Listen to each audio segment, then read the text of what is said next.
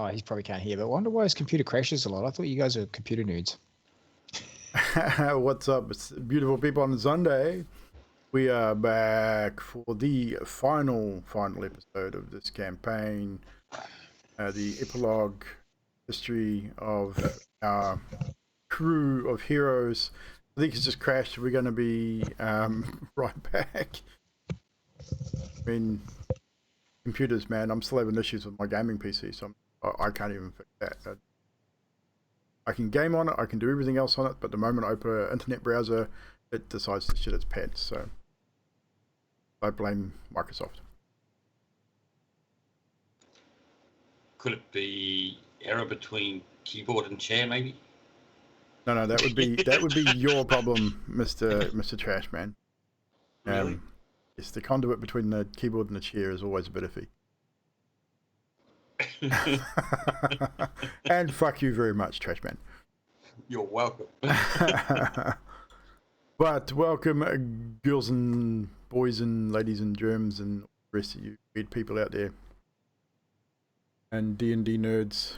But yes, it should be interesting to see what happens. It's not going to be anything too dramatic. Obviously, it's an epilogue.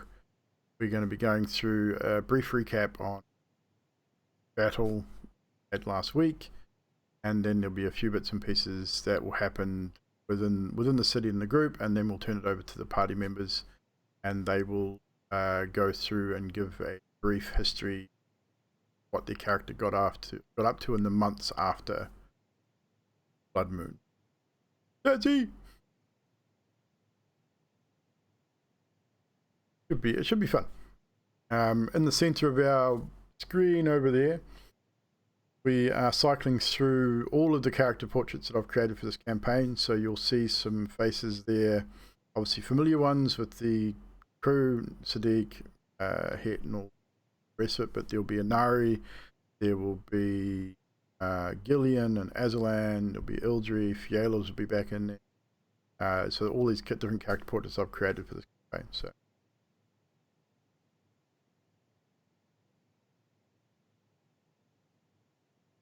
of course we have, and we had to have Aslan and Gil portraits, and did start this campaign with us, and started our journey. Coram, obviously Lord of Valand, it's also a character I created for another campaign. I decided to use in this campaign. I can. Gillian, the party killer.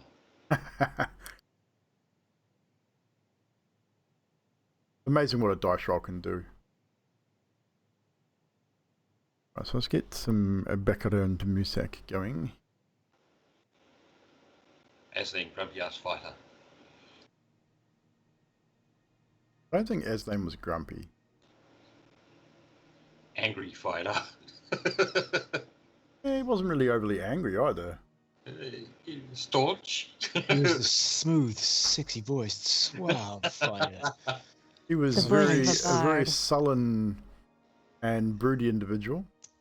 That guy could melt anyone. Man, woman, beast. the brooding fighter. Yes, he was brooding. definitely very broody. Looks like Sadiq has returned from malfunction.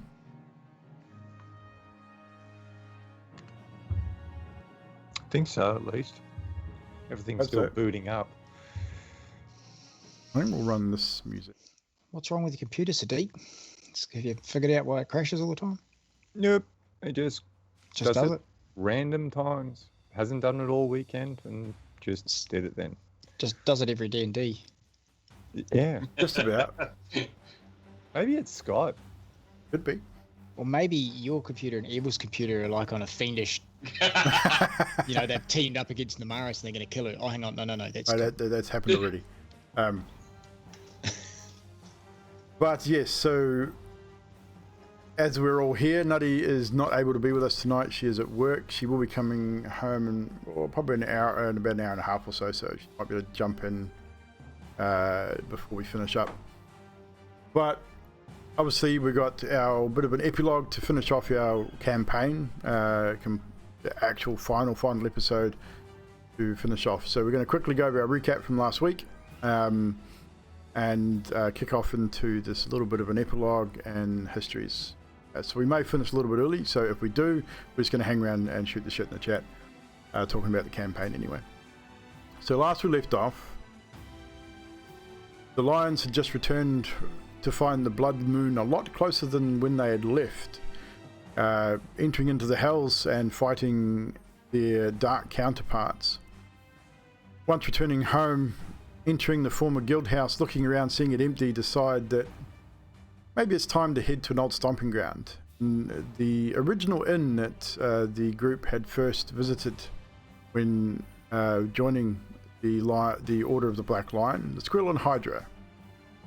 As you walk through the city, you stop by the Arcanist to pick up Het's new gem, and also the blacksmith to pick up the mini crossbow, which Het lovingly dubbed the money shot.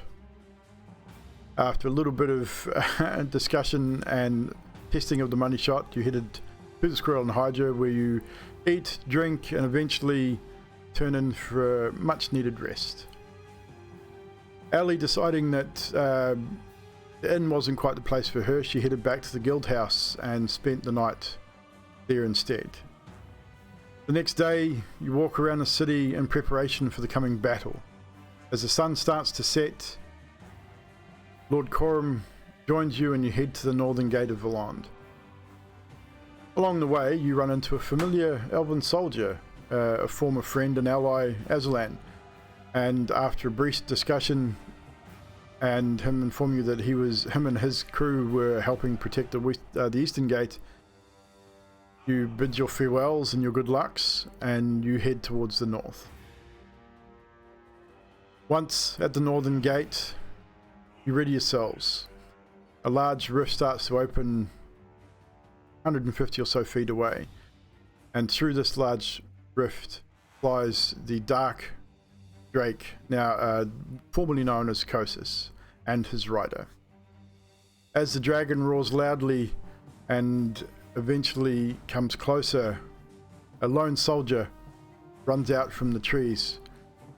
Unsure what he was doing or why he was doing it, his battle cry was short-lived as he was incinerated as Kosis turned and engulfed him in dark flames.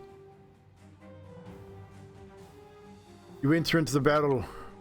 Battle wages back and forth over some time, Ildri taking a natural form and Alessandros climbing aboard to give you guys a bit of an advantage, knowing that your melee crew were probably unable to be very effective in this fight. However, Corum, knowing that Sadiq Namaris would struggle against a flying target, gives you the ability to fly. From Ildri's back, Ellie targets the rider firing spells at the lions, Kosis attacking with little regard and releasing a darkened breath weapon which exudes dark energy even in his fire breath. This weapon reeks of the hells. Het's blessing of the group aids them in their battle. Initially, Kosis targets those within reach, but after a time, with a taunt from Ildri, he focuses attacks solely on Het, taking damage as he moves around the rest of you to reach him. During the course of the battle, Ali manages to unseat the rider from his perch, sending him to his death. Het and Namaris both falling unconscious during this fight, Het saving Namaris from her death, and Corum coming to Het's aid with Spear of the Dying. Eventually, Kosis, injured and badly hurt, descends to the ground, and Ildri, true to her word, refusing to strike the final blow, shifts back to her humanoid form to heal her friends. Alessandros then deals the death blow as she plunges her parents' rapiers into the darkened heart of this dark drake, and then slashes it asunder. As Kosis' life drains from his body, he glances over at Ildri, and for a brief moment, the Kosis you knew could be seen before he breathed his last breath. And this is where we rejoin the lions and all of you now as you are standing looking at the corpse of this great drake, the foe that you have been pursuing for the better part of 18 months. The prophecy stopped, so it would seem.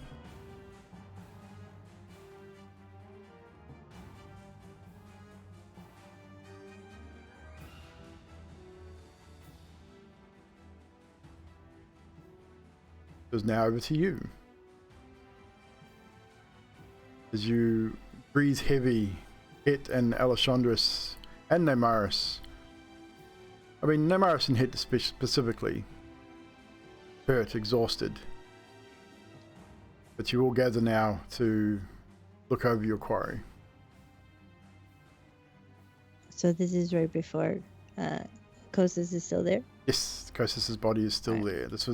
We've sort of jumped backwards a little bit to allow Ildri to say what she wanted to say before the disintegration of Kostas' body. Yes. So when I shapeshifted, I looked at Het and said in Draconic Tov Destini Agantal.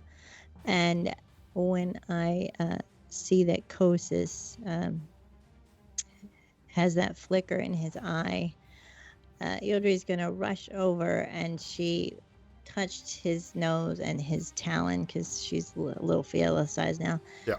Because she had promised when they had talked that she would be with him at the end, no matter what. And she says, "Itov Disini Makai." So I'll leave that for the Q&A later, but that's what happens as he turns to dust. So that was me. And yes, so as Yela / Ildri recites these words in Draconic, and Het raises Scully and incites the cantation for his gem, and Kostas' body is disintegrated and is reduced to ash and slowly starts to drift away in the night breeze. With that, Coram, breathing heavily, looks to you all and says, "Job well done." Touch and go there for a moment. Het, glad to see you are still with us. Yeah, I'm hard to kill, but thanks for that save. Right, let's head back to the city. And as you head back to the city, the sounds of battle can still be heard from around the outskirts of the city. Over the course of the next hour or so, it does lessen, and you find yourselves now allowed back into the city through the northern gate.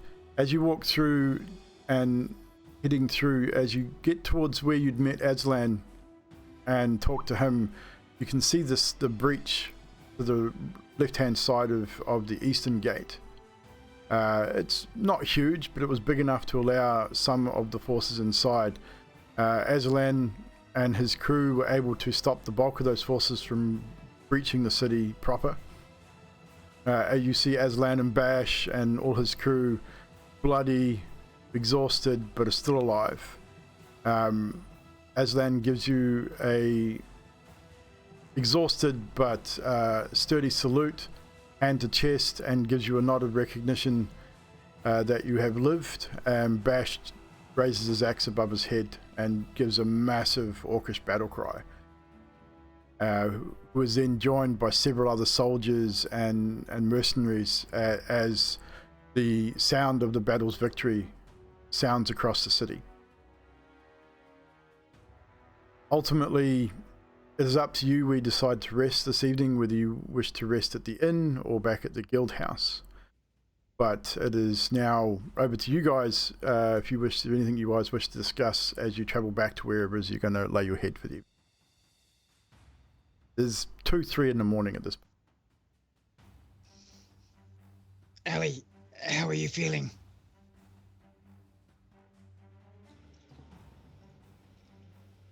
Surprisingly good. You should do. I watched you knock the rider as best I could from that distance, from his perch all the way to the ground to his untimely, terrible, horrible, crushing death. And then you had the killing blow on Kostas. You must feel absolutely empowered. Just a little bit. It was good to see you, and I'm glad you made the right choices in the end. Was there any doubt? Oh, hang on. Maybe there was. Okay. Your parents would be proud of you. I think we all are. Without getting too soppy, you did a good job. I did check on the body of the rider, though. I did not trust that thing. What about you, Sadiq? Feeling good after the battle? I need a drink. I hear that. I think we deserve to drink until whenever we feel like stop drinking, really. Yeah. At this point, it's at this point that Coram claps you on the back, Sadiq, and says, I would agree, and as such, it might preemptive on my part, but if you head back to your former guild house, I'm sure you'll find your needs well met. And if you will excuse me, I will go my own way, but if you will meet me out front of the guild house at noon tomorrow, we have a meeting to attend, all of us. Yep, sure. I look at Het and I go, Het, grab his left arm. I'm grabbing his right. He's coming with us. All right, done.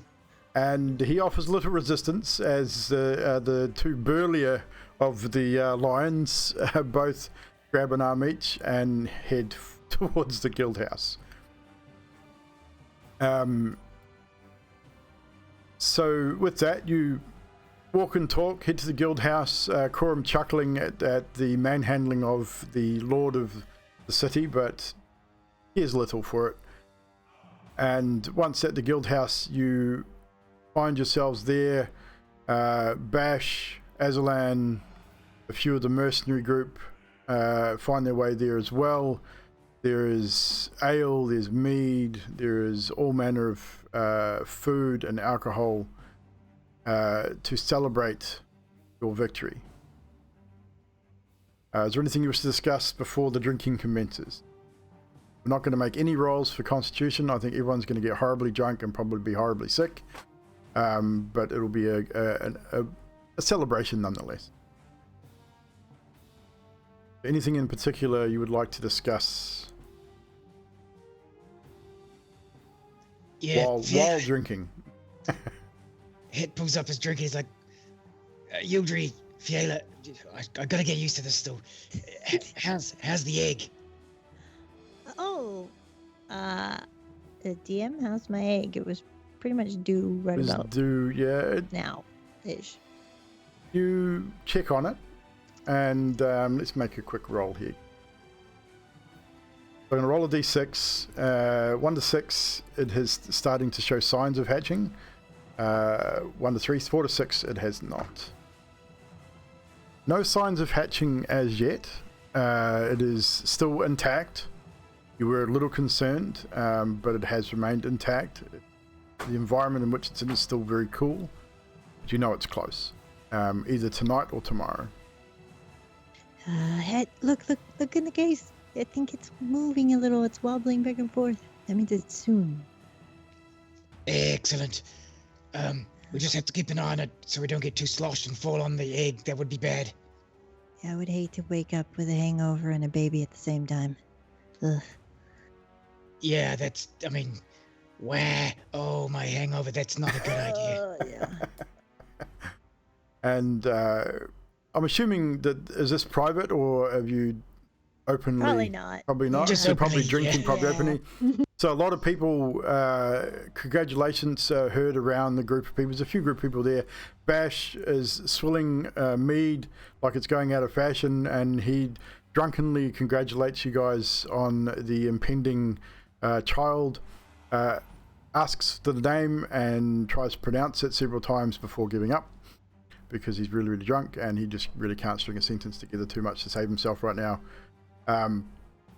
Coram also congratulates you and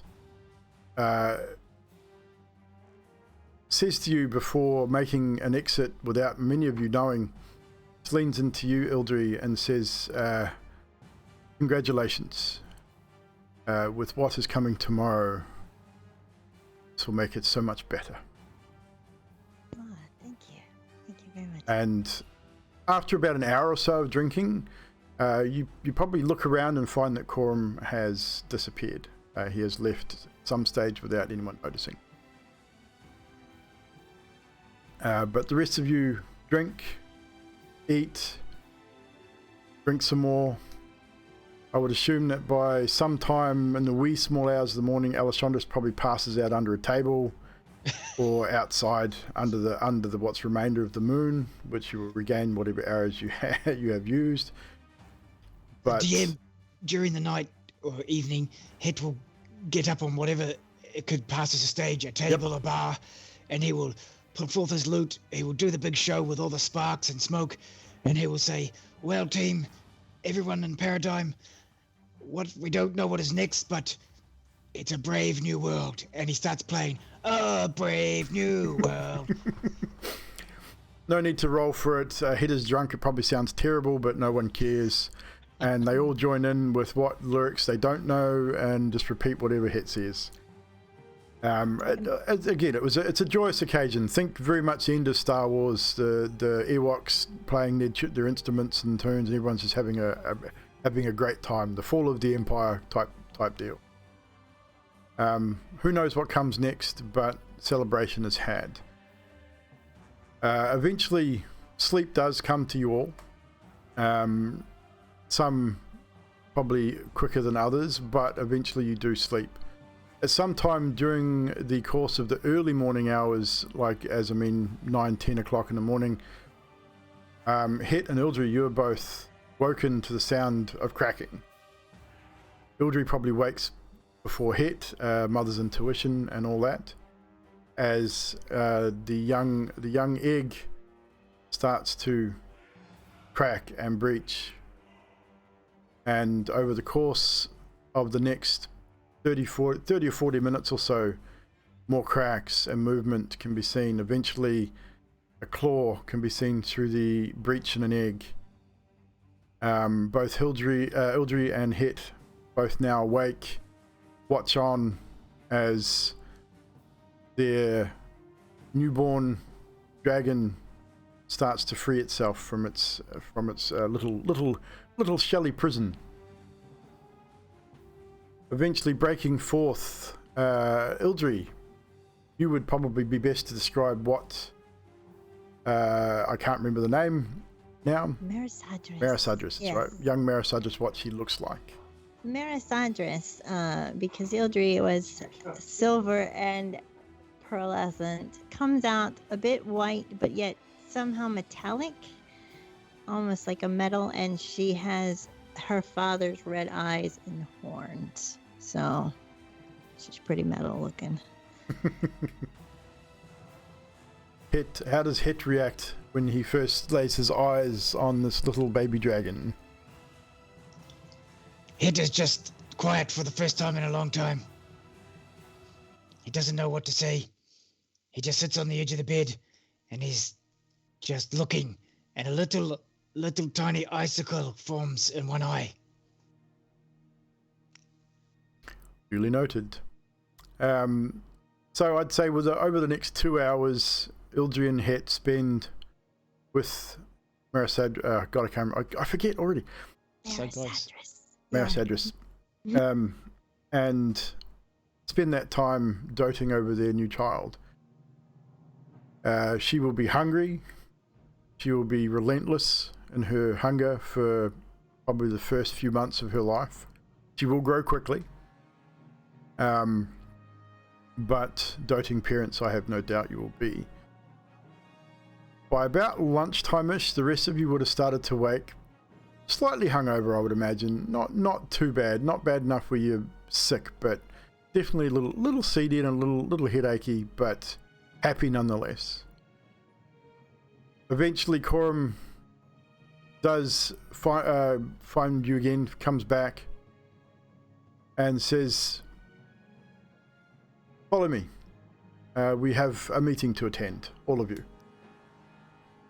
And he then leads you back towards the city centre, towards the Mage's Tower, past the Mage's Tower and down a new street, it seems, a street that's not familiar to any of you, where you eventually come to a large building, a very large, long building, 200, 300, 400 feet long, maybe 150 to 200 feet wide. Massive building.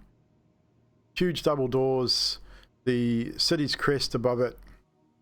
And Coram says, if you please. And as he opens the double doors and leads you inside, you find that this building holds thousands of people.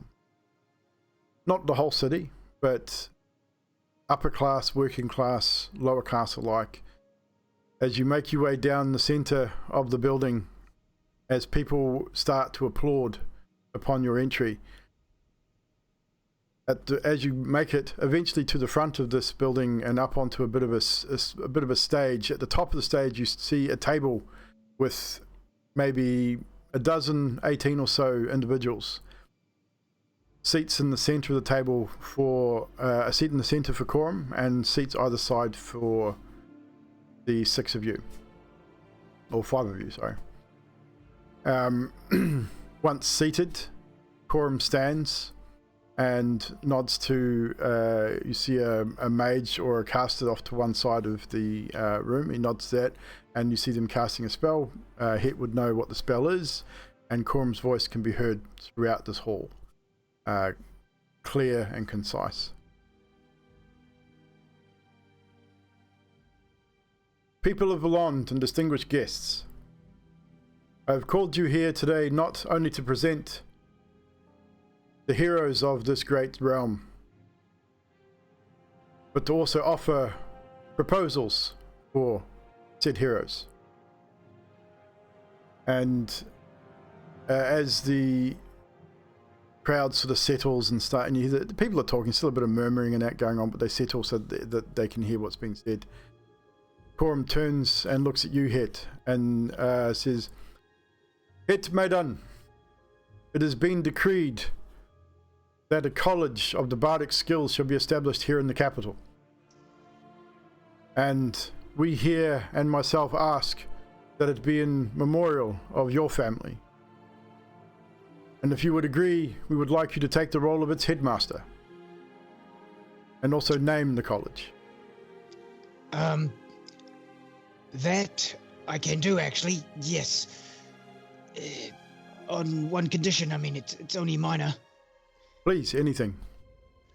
You know, I plan on having a medium to large family, and I just want to know that they're welcome there. The college will be your home if you wish it. It'll be built in the specs of which... How not to sing for Het. will be built in the specs that you lay down. So if you wish to have your home there, then so be it. All right, home away from home. It sounds exciting, and I think Paradigm needs a good school. I shall get to naming it right away. Thank you. Thank you, Mr. Het. And may your family's name live on in the history books. He then turns to Alessandris. Alessandris, if you would agree, I believe it has already been asked that you continue your service and loyalty to Ildri and this great city as the head of the Valon City Spy Network, known as the Order of the Scorpion. You are to take its charge and to train its new recruits and to lead by example. As long as there's no trap finding, it'll be all good. Eric has offered to train you especially in the finding of traps, so you may save your beautiful face.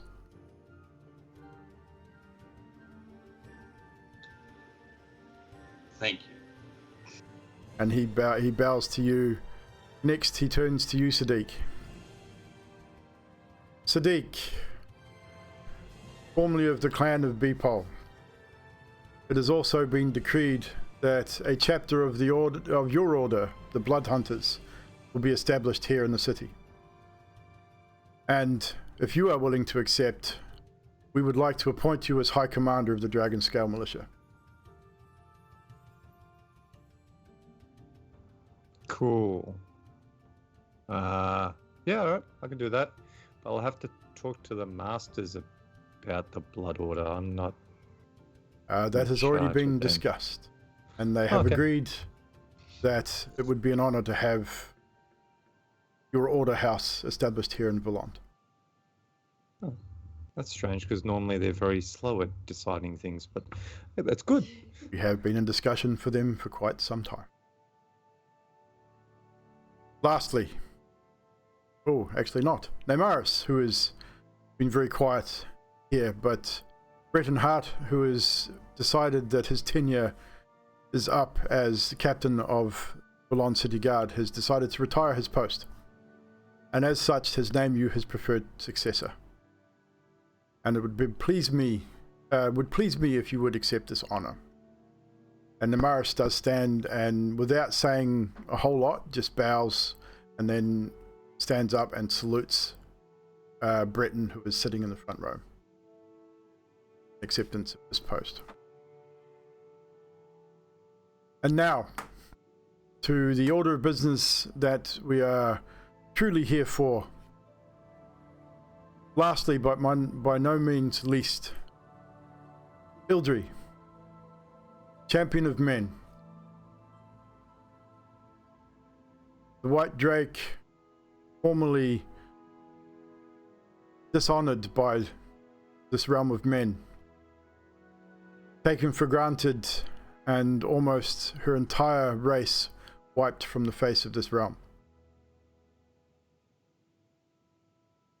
Myself and these fine ladies and gentlemen, as he waves and points out to the people that are out sitting at this table. Some you probably don't recognize, some you may do, as other leaders from across the realm. Lords of other cities, councils, things like that. Over the last few months, I and these fine people have been in discussions over the future of our great realm. And we have come to a unanimous decision that it is time for Paradigm to move forward. Time for us to abandon our many, many laws and many differing laws from city to city, from region to region. So the decision has been made that it is time for Paradigm to fall under one sovereign leader. And it would be my honor and the honor of the people sitting at this table and those of Paradigm proper, as we ask you to stand and accept the first crown of Paradigm and lead its people into its future. And of course, with the newest addition to your family, may it long reign.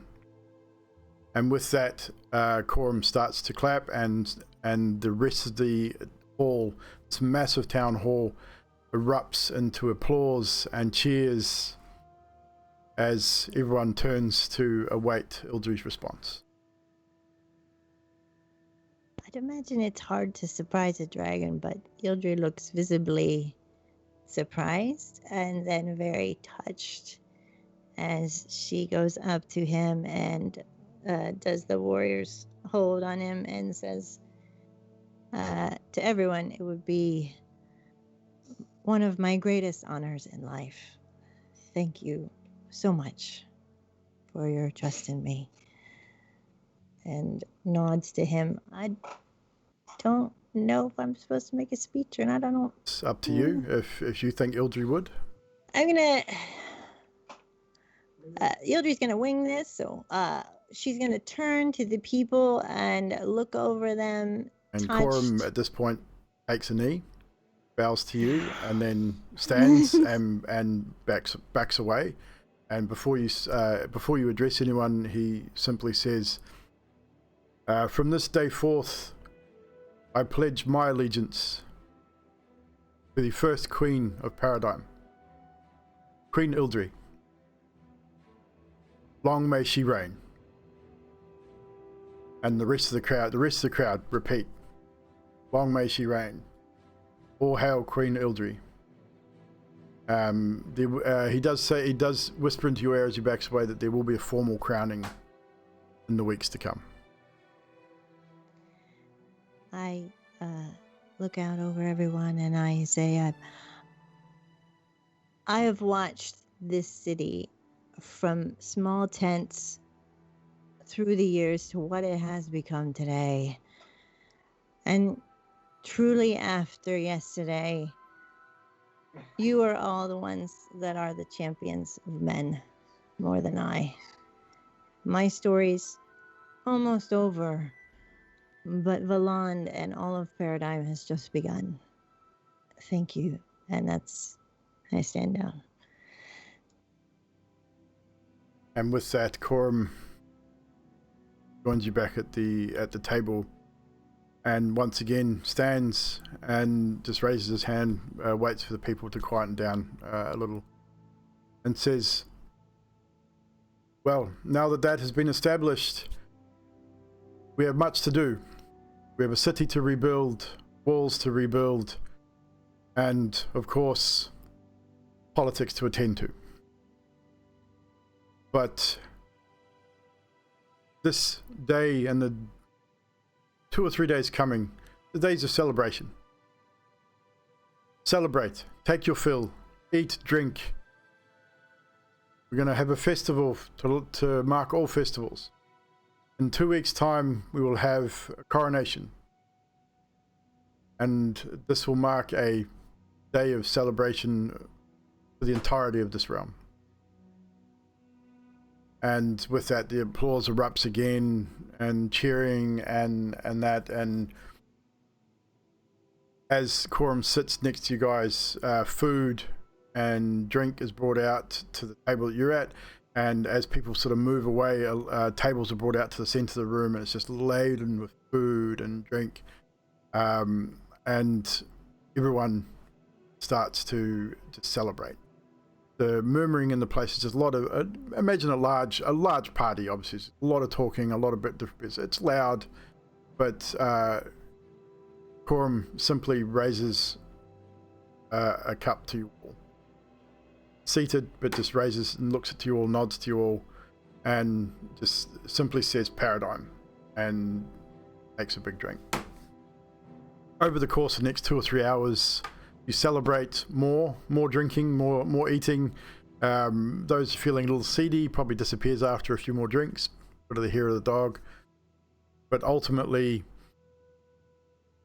slowly but surely, you all filter out of the town hall, as does Corum, who heads back to probably his own home at this point. As he leaves, he would leave with you, with whoever, as you sort of filtered out, and he says to you all that with your posts come lodgings, obviously title, land, that Ildri will oversee as the new ruler of this land. And he says, I myself will be leaving Valand, travel the realms. My lands will be given back to the city to be used for whatever Ildri sees fit. I have no ties to my home any longer, but we'll see.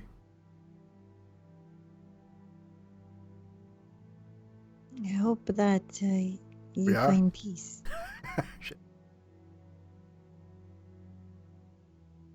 One thing I didn't change. Not that it really matters. But Zadriel comes at night.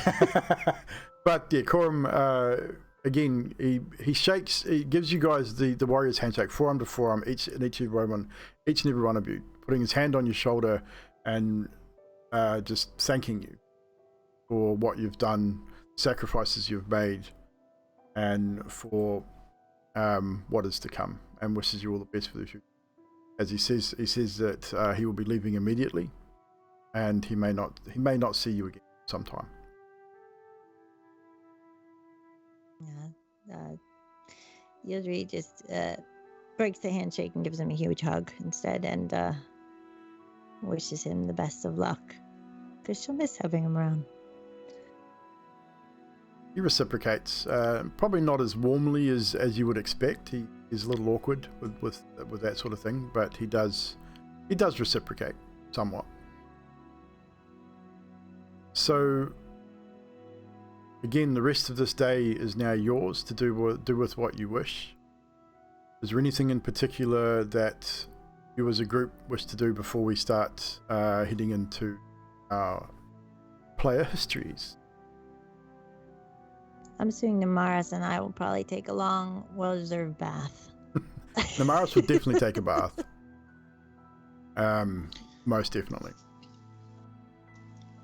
Het would slip away sometime after the formalities, and after the bathing that the ladies have, Yuji would come back to her room and find Het playing with the Marisadris in the room, just going, plucking the string, going ding ding ding, E, ding ding ding, A, ding ding ding, D, ding ding ding, G, and he just goes through over and over with this.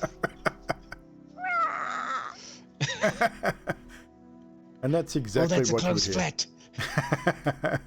A little sharp, but you'll get there. And so yes, so that's what Ildi would find in return. Anything Sadiq would like to do in this day before we head into our histories? Nah. Just No? drink and be happy that, it's kind of over for a little bit. For a while, anyway. So, Alessandros, nope. You're happy just to drink and be sick? Because that's pretty much what Alessandros would do. Namaris would probably drag you into the bathing thing too. That's what Namaris would do. I talked Namaris into putting that last laxative we still had in Alessandros' drink. There you go. We didn't want to waste it. And that would probably work, because she'd probably too pissed to notice. And one last prank hurrah as Alessandra spends a couple of hours in the toilet at some point. Again. So, I will give a brief history of Paradigm before we head into the histories of the players. So, over the course of the next few weeks, Paradigm was rebuilt. Beyond itself is rebuilt. The walls are repaired. The most of the ballista remain, just in case. A lot of the extra ones are dismantled and put away, but ballista do still remain on the walls as a defensive precaution. Approximately 2 weeks after the announcement, Ildri is crowned in a formal coronation at Korum's estate, which at the moment has been used as a temporary home for the sovereign and her family at this point, until the new not castle, but the new manor home can be built in the center of this in the similar part. It's not far from Korum's estate, but it's a brand new estate house, but it is a walled estate, has large grounds, enough room for a young dragon to play. There is also a secondary estate which is built out of the city to give privacy in that for you and your family. Built to the west of Vallon proper. Again, a walled estate has its own. She has her own personal guard, which Aslan has been put in charge of. So Aslan and his mercenaries have now been employed as Ildri's personal royal guard. He is the captain of the royal guard, which suits him very well. Bash, a little uncomfortable wearing the armor that is provided with this post, but he accepted the position, but spends little time in the armor unless he absolutely has to be. Which I feel that Ildri would probably be a little lenient with him in these respects. Unless it was a formal thing, then he'd probably be let allowed to be not wear the armor, knowing what Bash is like. Over the course of the next couple of months, construction starts on the Bloodhunter building, the New Bards College, and the Order of the Black Scorpion Den is refurbished and re-established. Alessandros does get some retraining from a master trap finder, and her skills seem to improve. Still finds the occasional trap with her face, but it's getting better.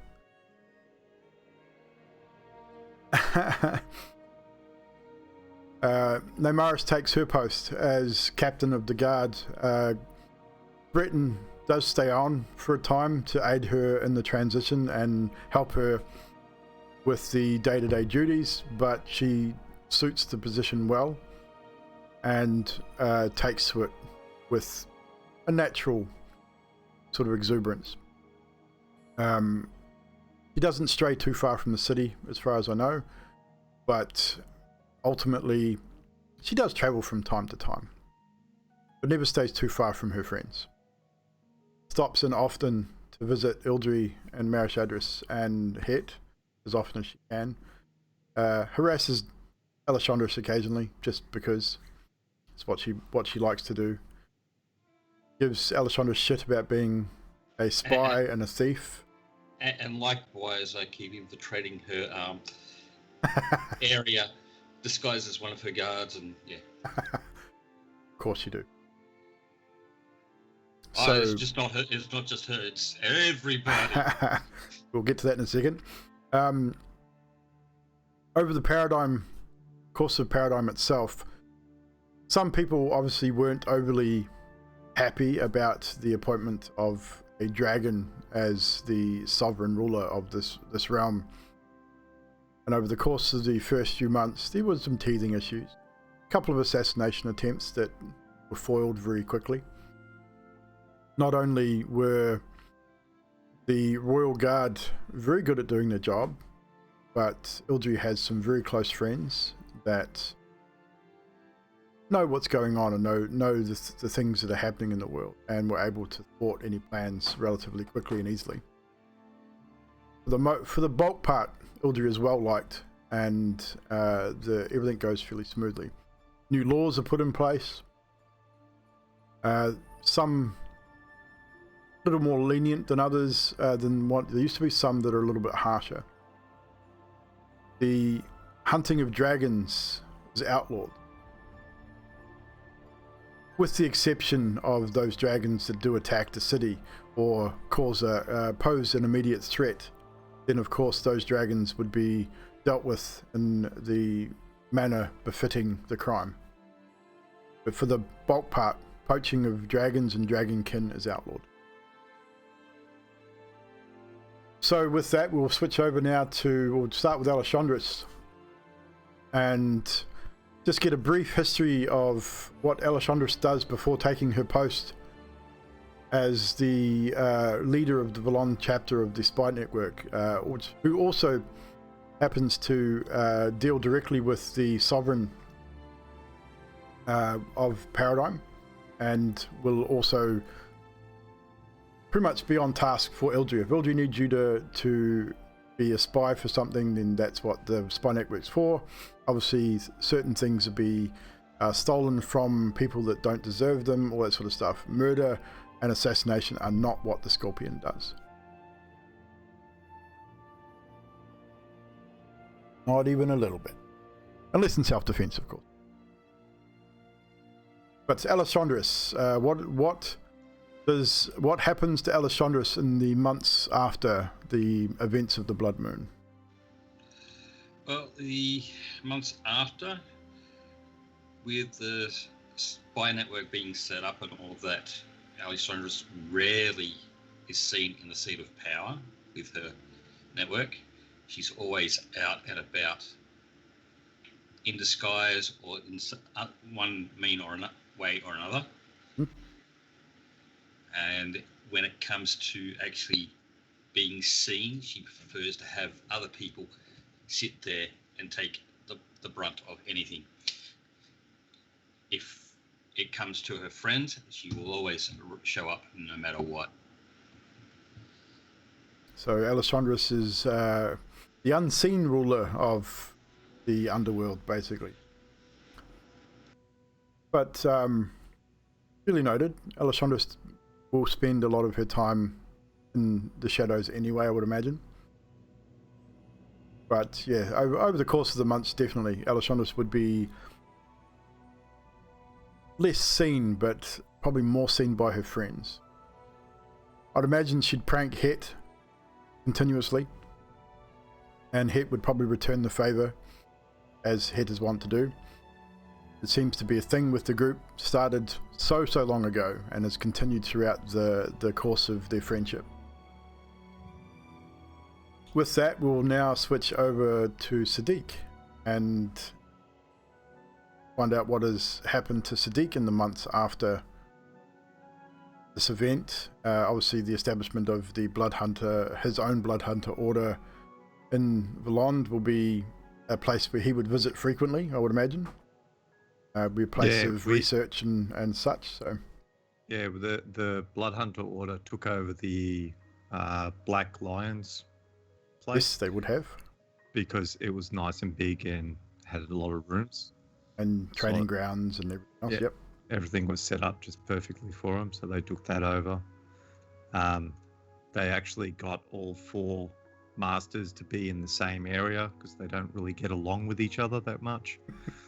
Because they all think their path is the best path, but it's, that's a different story. And just keep on going out and, getting rid of undead wherever I find them. So Sadiq, exactly that, continues his service to the Blood Order, his chosen path, seeking out fiends, undead, and all manner of demons, and ridding Paradigm of exactly that. For eventually taking on his duties as the High Commander of the Dragonskull Militia, but self-defense, COVID alert, oh yay. Auckland just went into level 3. Telling me now.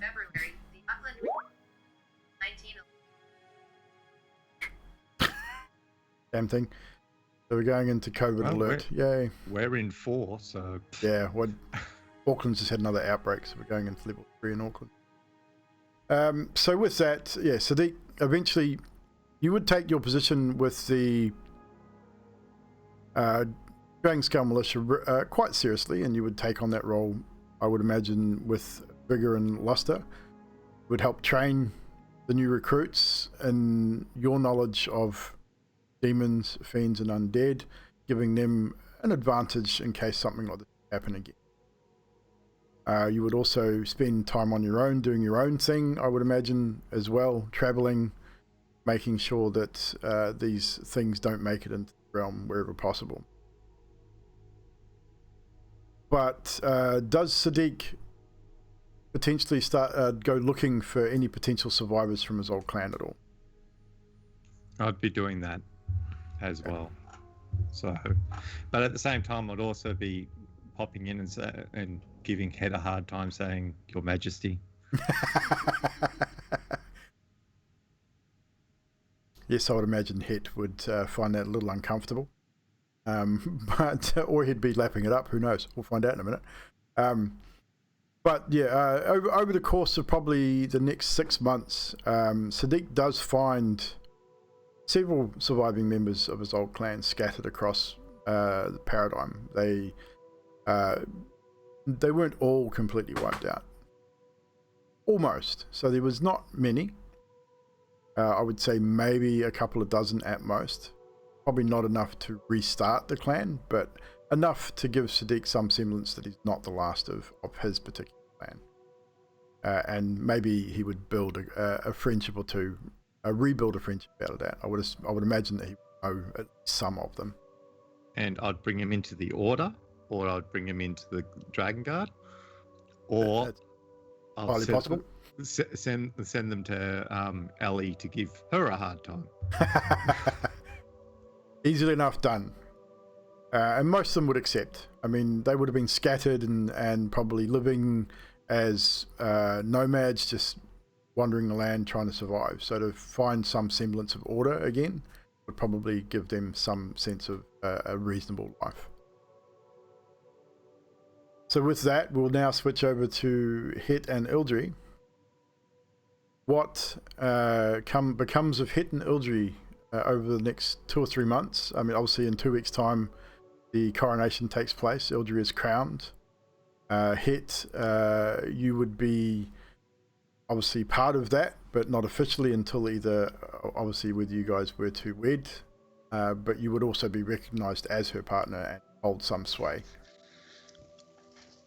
Yildry, do you want to go first, or do you want me to go first? Oh, you go first, and I'll expand on that. Okey-dokey.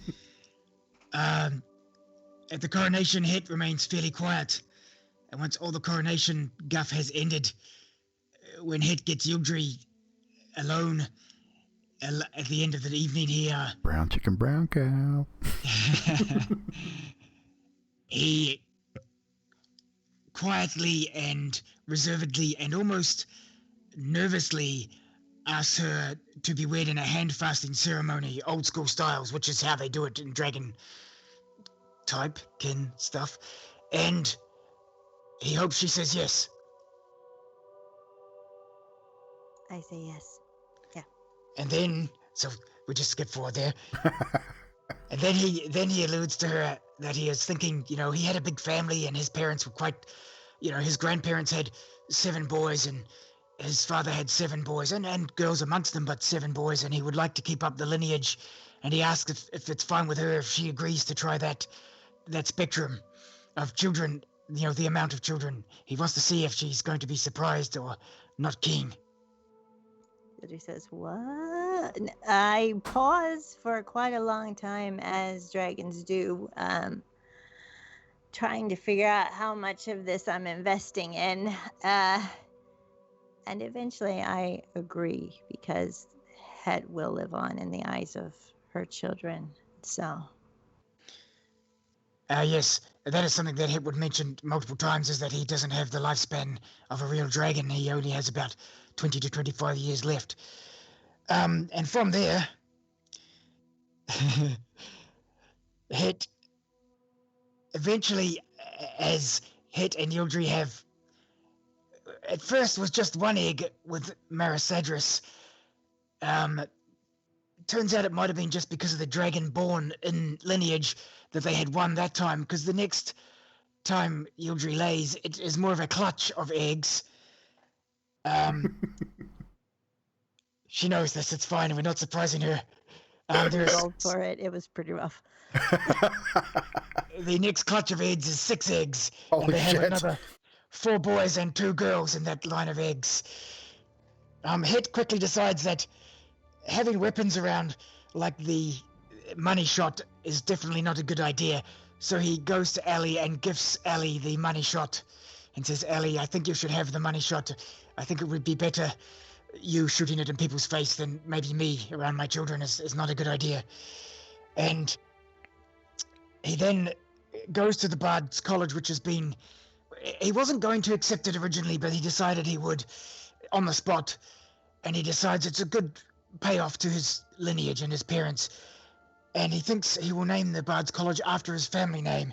And he will call it Maiden Valond. And he makes the Bard's College in Valond. And he specially has rooms made so during the day, while Yildry is busy with her queenly things and she has a lot of meetings, that he can have so far the 7 children that they have with him in his offices while he teaches. And he gets other teachers from other bard schools, and they all teach all different bardic abilities.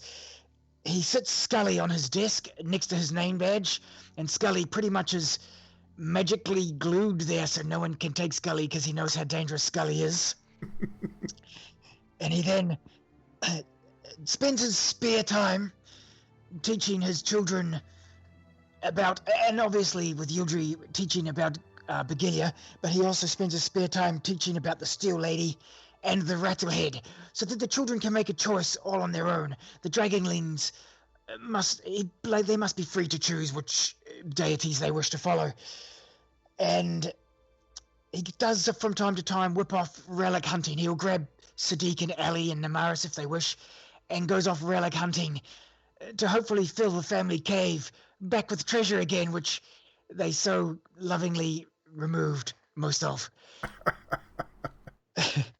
And that is about it for Het, as in a roundabout kind of way. And Ildri, Yeah, all of that. We have our hand fastening by the lake.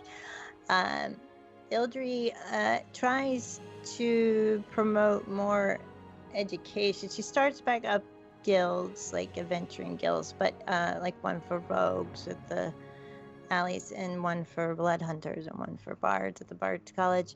But she's more about them learning like traps and teaching them how to adventure, and then they'll come together at a certain level and adventure together and promote comradeship, and they can be recruited from other places. And she's more into kind of teaching and the learning of things. And she doesn't reinstate the Black Lions because she didn't want students just all piling there, striving to be in that guild. Instead, she points them towards the statue that was erected as a beacon of what all the guilds can come together and accomplish. And she is a very, very, very busy mom, apparently, with all of her, and all constantly asking Namaris to help her look for meat and hunt, and watching her kids run around the Bards College practicing singing and tearing down the stage. So I think that's pretty much me. so through the course of that too, you mentioned the statue. Correctly, there is over the course of the next few months, as the city's rebuilt, a Onyx lion statue is erected in the city square, in the city centre, with the Lions of Valond. None of your names are on it. People know who you are. Just straight up, the plaque just reads Lions of Valond, heroes to the end. And this is the large Onyx lion, full mane, full roar. So it's very big, but it stands as a symbol for what can be achieved if a group of people pledge themselves to one another and remain true to what they believe in ultimately. And of course, over the months after that, leading through, as you all eventually become what you wish to become, you remain firm friends. You often spend time together, as Het has pointed out, dungeon delving, artifact. To spend that time together, I would imagine probably once a week, or even twice, 2 or 3 times a month, you would probably gather and have a meal together, talk about old times, talk about the Tomb of Horrors, talk about Alessandra's finding those traps with her face, Namaris streaking down the main street of Valond when Het first met her. Little things like that, things that you discussed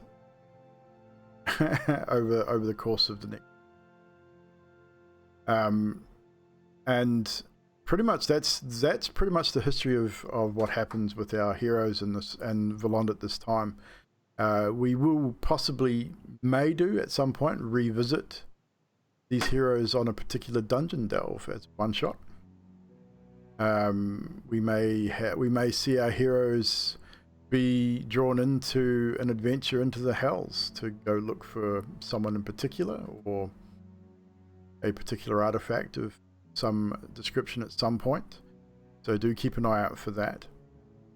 But for all intents and purposes, our heroes continue the next few months, year even, living relatively good lives, establishing their name as the heroes of Valond within the city of Paradigm, within the realm of Paradigm and the city of Valond. Ildri is a just and fair leader, albeit harsh when she needs to be.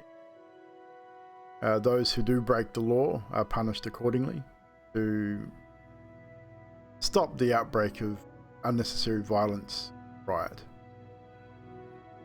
They do marry, they do have several children, and probably several more after that. I would imagine that Het does get his wish and gets the 7 sons that he was looking for, and is probably quite chuffed with that. Probably in his latter years, I would imagine. I would, as Het has said, that unfortunately Dragonborns do not live as long as dragons, and ultimately Het would pass on, leaving a legacy of his children behind him. And the Maiden Voland Bard's College would definitely live on, and the name of Maiden would be long sung and talked about in histories and bard songs, as would the heroes of Voland. Alessandrus would spend a lot of time eventually becoming a master trap finder, and eventually teaching others the art of trap finding and lockpicking, the art of stealth. Obviously her ability to shape change gives her an advantage in some areas, but she definitely becomes a name within the spy network that is the Scorpion, and it becomes relatively infamous. Sadiq goes on to train many a blood hunter in the Blood Hunter Order, and eventually the 4 masters of the Blood Hunter Order do find some semblance of agreement, although they still bicker often. But Sadiq was definitely the driving force behind some sort of working together in this respect. Neymaris definitely excels as her role as captain of the city guard. The laws are followed to the strictest of letters. Ildri's laws, if broken, are dealt with the severity that is intended, and trials are held fairly and concisely with the right amount of evidence gathered, investigations done, although she misses the arena and occasionally can be seen fighting in the arena on occasion, where she probably shouldn't be as the city official that she's become, but she can't help herself. And that's pretty much what we find with our heroes. Ildri obviously outlives Het, ultimately raises her children and sees Het in every single one of them. And that, ladies and gentlemen, will be the conclusion of our story.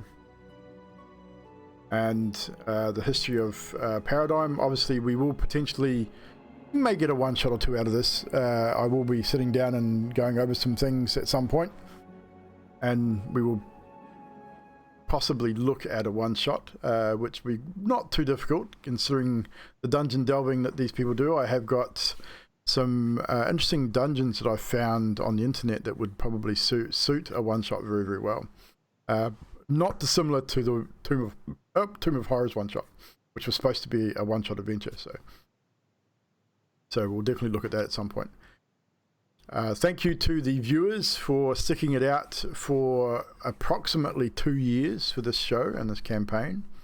Thank you for the players, especially for committing 2 years to this and playing the parts that you've played, and helping me tell my story. My first time DMing a full campaign, so it's been a big thing for me to bring this to its completion. I definitely prefer playing than DMing. It's one thing I have. This whole thing has definitely told me that I much prefer to play than to DM, although I do enjoy DMing. Playing is definitely higher up there for me personally. Out of this, we've seen a brand new person to D&D absolutely blossom in this story, as far as I'm concerned. As much as she will sit there and go, "Oh, this is terrible, I'm horrible at this," I think Yanti has done an exceptional job at creating this character and portraying Ildri / Fiala in this story 100%, as is everybody. I mean, Het, Baz, probably one of the best role players I've ever played a game with in my whole life. I mean, despite the fact he's my brother, It is, I mean, he's always been a top-notch role player, and his characters have so much depth and are funny as hell, even when they're not really supposed to be. So, well done to everyone. Sadiq was an amazing character too, Adam. Brooding and very weird, not unlike yourself. But an amazing character nonetheless. And Trashy. Alessandris, to play a girl as a guy is not something that happens often. I think you did it very well, even though you sounded like a guy the whole time. But you again, everyone did an amazing job. And obviously, we can't forget Nutty Namaris. She's not here. She may be home sometime soon. But again, another amazing player and amazing character that have helped tell the story throughout. Nutty took on the role of Namaris, eventually not knowing that she would be killed. But eventually she did become a part of that little plot twist that the players decided to play on me. And We might add she died twice. And she died twice, kind of. Yes, and then she took on the role of Inari, and eventually got killed as Inari too, just for good measure. And then she died as Mirabelle in the Curse of Stride campaign. So she technically died 3 times. Sorry, but she could have used something else but a hammer. She brought that on itself. Killing Yes. Nutty. Yes. So it was the whole thing was crazy. A lot of fun. I've enjoyed bringing the story. I've enjoyed streaming it. It's now on YouTube for everyone to watch again at any due point. If you wish to watch through it at any stage, please subscribe to the YouTube and go hang out and play back through those as well. She should have donned her armor first too, and then attacked you even with a hammer. Would have made a little bit more interesting battle. But yeah, so recorded tonight, so we've got a bit of time. So chat, is anyone in the chat, if you've got any questions, players, if you've got any questions, feel free. I mean, this is the time. We've got about an hour to kill. So if you got any questions, you got anything you want to discuss about the campaign, about the world, about how it came about, now's the time to speak your piece. Yeah, I was gonna read what I wrote to Thorfy when I killed Yes. Chris, but I gotta find my Yildry page folder thing. I did not save that. I don't think so. I didn't write it. I think it's still in the Skype, but Before anyone in the chat asks, the trap finding was purposely done, okay? bullshit. Lies. Tassie, these characters are not dead, so therefore they can be used at any stage by the players for anything. But I am potentially looking at 1 or 2 one-shots out of this. I've got a couple of ideas. I will have to write them first, obviously, before we sort of go ahead with it. But at some time in the future, we will see these characters come back for at least one-shot, I'd imagine. And it more than likely be just a one-shot dungeon delve as they go looking for a particular artifact or something like that. As with it sort of dropping that in the backstory almost gave me an instant that'll be With the question Mena asked, I do prefer to roll the dice, but I prefer the rolling of the digital dice because then I don't have to add up all the time. I Yes. like rolling real dice. yeah, physical dice Yeah, definitely. real dice. Obviously the biggest advantage to using D&D Beyond or Roll20 is it does all the calculations for you, so you don't have to worry about maths. But a rolling algorithm, in my view, is never going to be 100% random. A certain amount of calculation, sort of mathematical equation to it, so it's 100% random. I found my paper. So, if Yanti would like to read the message she sent to Thorfy after she killed Neymaris. So after I killed her, you remember Fiela went to the bar and sent a message, and it had said, if the council had kept its promises 200 years ago, Namaris would still be with us. But like Kosas, there is no recourse but to end their lives. It seems now we both lost someone most precious to us because of betrayal. Our score is settled. I will mourn your daughter. Sounds pretty harsh when I say it out loud. Well, it was pretty harsh, Nice. but now that you know that Thorfinn was dead, and was probably dead at the time that message was sent, it probably doesn't hold as much weight. And to give you players a bit of context here, you probably won't have found this out in the story, even with a one shot or anything like that. But Thorfinn had been dead for over 100 years. There was a phrase you kept saying, and I said it to City. I was like, he keeps saying this phrase, all will be revealed in due time. Will be revealed in due course. Yeah. Yeah, and They come up 3 or 4 times. Yeah. Because I didn't hear Het crying, so I couldn't metagame. I was like, oh, yeah. Yeah. But that's actually covered one of my questions, because I had a question written here. Who instigated the kill of the strange Namaris? And so that you instigated that, Yildri, or what have you? it was, yeah, I think if I remember correctly, it was Adam Sadiq Yanti and Namaris came up with that idea. I think Right. you approached Nutty, didn't you? You guys. Yeah. I approached Nutty and Yeah, I said, yeah. how much do you When- love Namaris? And she's like, why do you want to kill her, don't you? I'm like, do it. It was the first thing she said. It's like, how attached are you to Namaris? And she said, what, you want to kill her? Because at that time she was actually playing 2 different characters. Yeah. Does was the plan for Namaris being killed there? Was that like she was already a doppelganger or an evil person, and you knew she was going to come back, or did that happen later? The doppelganger thing was something I came up with later, because I was thinking about it and I thought, well, they've killed off Namaris, we brought in this character Anarian. I really wanted to have that betrayal character in, and you guys as characters were playing the betrayal or the traitor Namaris card, believing that she'd betrayed you guys, and she was the traitor, and because she was compromised by whatever evil entity turned her, she had to die.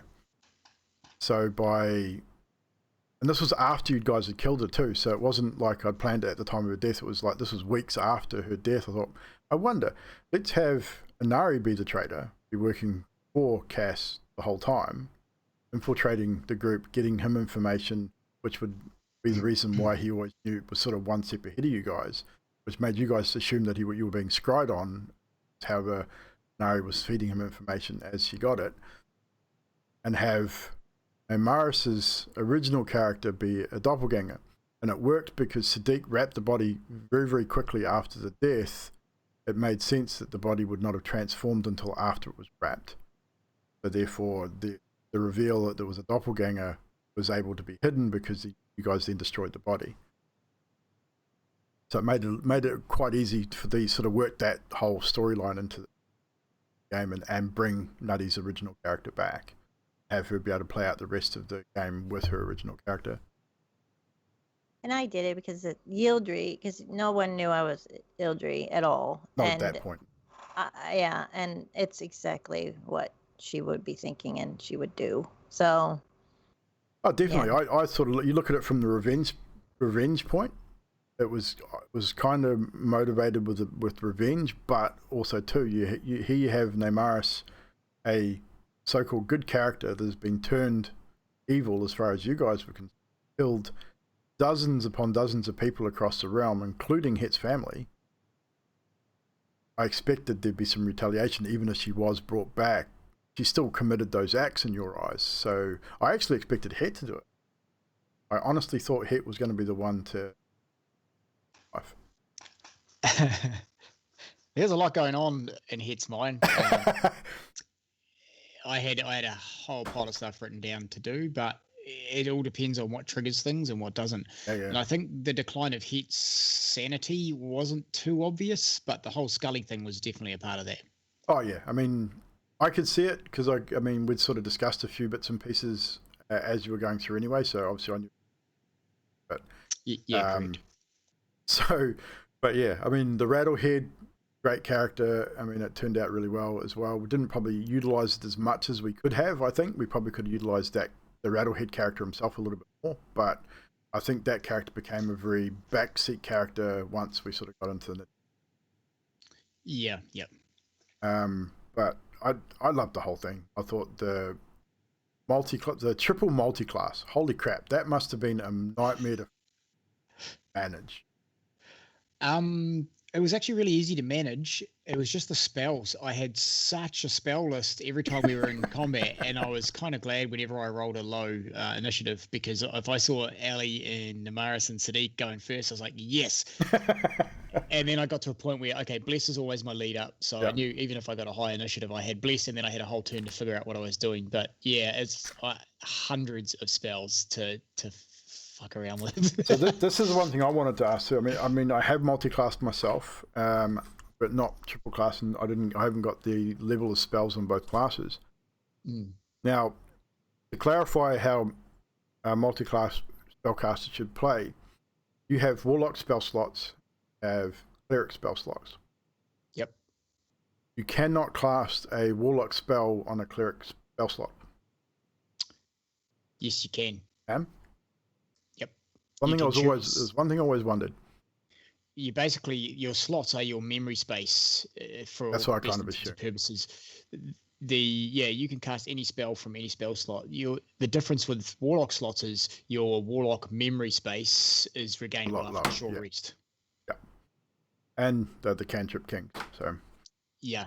So that was the main reason I wanted Warlock. I really wasn't interested in leveling high Warlock. I wanted to go back to Bard for sure, because the Bard is where everything is. But I thought having some freaky cantrips and being able to get a pet, that was right on my list of things to do as he was sort of declining mentally. Speaking of pets and that, all your guys' minis are on my shelf in front of Kosis. And eventually I'm considering actually creating a diorama to display them in. And eventually I will get the Hero Forge versions of all your characters to diorama. So. But that will happen over the next 5 years, because I'm really slack at doing these things and it'll take me forever. And I want it to look just right. So, as far as character development is concerned, Trash, we all know that you're one of the most prolific woman character choosers of any person in our group. Every video game you play, you always play a woman. What made you choose to play a female in D&D and roleplay a female? And how difficult was that for you overall? Because most of us know how awkward you are in social spaces. I'm extremely awkward in social spaces.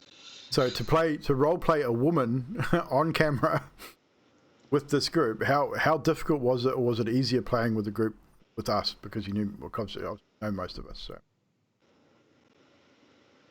I didn't really have that much difficulty at all, apart from not having the female voice. But yeah, I just treated it as a normal character. So you basically played the character like yourself. Yeah. So you find traps in your face then. Awesome. Yes, he wore that dress really well, by the way.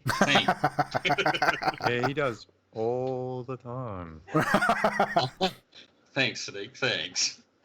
The hardest part, I think, as a player, it was, and we all did it. I do that to him, or I go over to Alison. What is he doing? Well, it became a running joke, though. It became a running thing. Shim became a running joke. Well, at the same time, it didn't help that he was a female, then he was a male, then he was a female again. Yeah. So the ability to shapeshift, man, you can pretty much be anyone you want. I'm surprised you didn't use that more often, actually. I mean, the ability to shapeshift in some of the situations you guys got yourselves in, you could have got yourself out of it so quick, so easily. Yeah. Well, let's see. The first time I utilized it properly, what happens to me? You got found out because you were at high level, and this particular creature could see through your shit. So exactly. Unfortunately, you tried it with probably the wrong person at the wrong time. But well done, though. I mean, it was that whole camp situation, transforming into a drow. I think if you transformed into an orc or anything else, you probably would have been okay. But it's the fact that you chose a drow, a high-ranking officer, a high-ranking person in a particular army, which probably would have been known by most of the people in that camp. I think that's the mistake you made in that particular situation. If you'd chosen an orc, a lower ranking thing that kind of looks like everybody else, you probably would have got away with it. You did really good when you shapeshifted into a guard with. There was 2 halflings on a wagon or something, and you were pretending to go back through the portal. You did really good on that. That was when you guys retrieved Namaris, if I remember correctly. Yes. And I had to be a bear licking honey off head. Yeah, you changed into the guard on the wagon. That was the town. Yeah, where we weren't rescuing Namaris. No, you were going to the portal, and Namaris turned up there, and you ended up getting her back at that. And then killed her. At that exact same time. Which was eventually burnt to the ground. So we do have to talk about the furry elephant in the room too. The beaver. How much did that, the fucking beaver, man. Just get out of control, eh? 6 months of beaver. The thing is, all that sort of stuff was just prevalent through this campaign. It steadily got worse towards we got to the end. But it's bled over into the Curse of Strahd campaign. I think it's actually worse in the Curse of Strahd campaign than it was in this one. Yeah, because we got Drax in that one. He certainly does not help. He is a filthy-minded individual. Oh, definitely. And he's playing a girl for his first character. I know. And he's playing it so well. Oh, there he is there. But yeah, I mean, again, we're going to have the same discussion with you, Drax, at the end of the Strahd campaign. It's like, why a girl? Why choose a girl for your first character as a first time RPing? I can tell you why Drax chose girl, because he identifies as a red-headed little girl. He identifies with a ginger with no soul. Innuendo, outer window, everything in between endo. Yes, exactly. I think it's just this. I think that it's become a thing. Yeah, Mina picks it up. She understands all the innuendos. Yep. Yeah. Someone get the towels. With the beaver, it was just going to be, I want to prank with the other guys. What can I do? I'll be footprints. And then it just went horribly. Well, turned from a badger into a beaver. I mean, it's like, what the hell, man? It went crazy. I'll take responsibility. Trashy didn't help. There's the towels. There we go. Definitely when someone said badger, I instantly in hit mode went, it's going to sound funnier if I say beaver. Well, we knew that was going to happen. That hit voice. Whew. Been pretty raspy over the last almost 2 years, dude. The first few weeks of game, when it was 2 weeks about, I struggled with it. It was actually getting quite hard to do, but now it's just natural. I think it was 23 months all up, so just shy of 2 years for the campaign. 71 episodes if you count this one as an episode, but technically 70 full episodes. Lots of musical references, courtesy of Het as well. The band references, about the song references throughout the campaign were everywhere. If I could have counted them all and did a competition to see who could get them all in the whole campaign, I would, but I wouldn't even have hazarded a guess how many there were in the whole campaign. It'd be a crap ton. I linked heaps to different spells, but I was trying to drop songs every game if I could. Yeah. Well, there was one episode where you had a comp going. How many was that? We had the first one, I think, was 50-something. Yeah, and the second one was close to the 60, I think. First one, I think, was Metallica references. Was Metallica or Pantera? Might have been Pantera references. I think it was Metallica. And then I think the second, the last one was Megadeth. Pantera one because Baz got upset with me because I was doing it as well. I think the last one we did was Megadeth references. Upset's pushing it. I was just mentioning in the chat, hey, he's taking my scenes. Scene stealer is upstaging me. It was good. I actually thought it was good. I thought it was good actually because if people know that the band, it makes it easier. If you've got a lot of viewers who don't know that, because a lot of metal references, it's going to go straight past them. It's like someone using rap references for me. I wouldn't have no idea. I have a question. Yes. Is it a halfling on the boat? Did you or didn't you?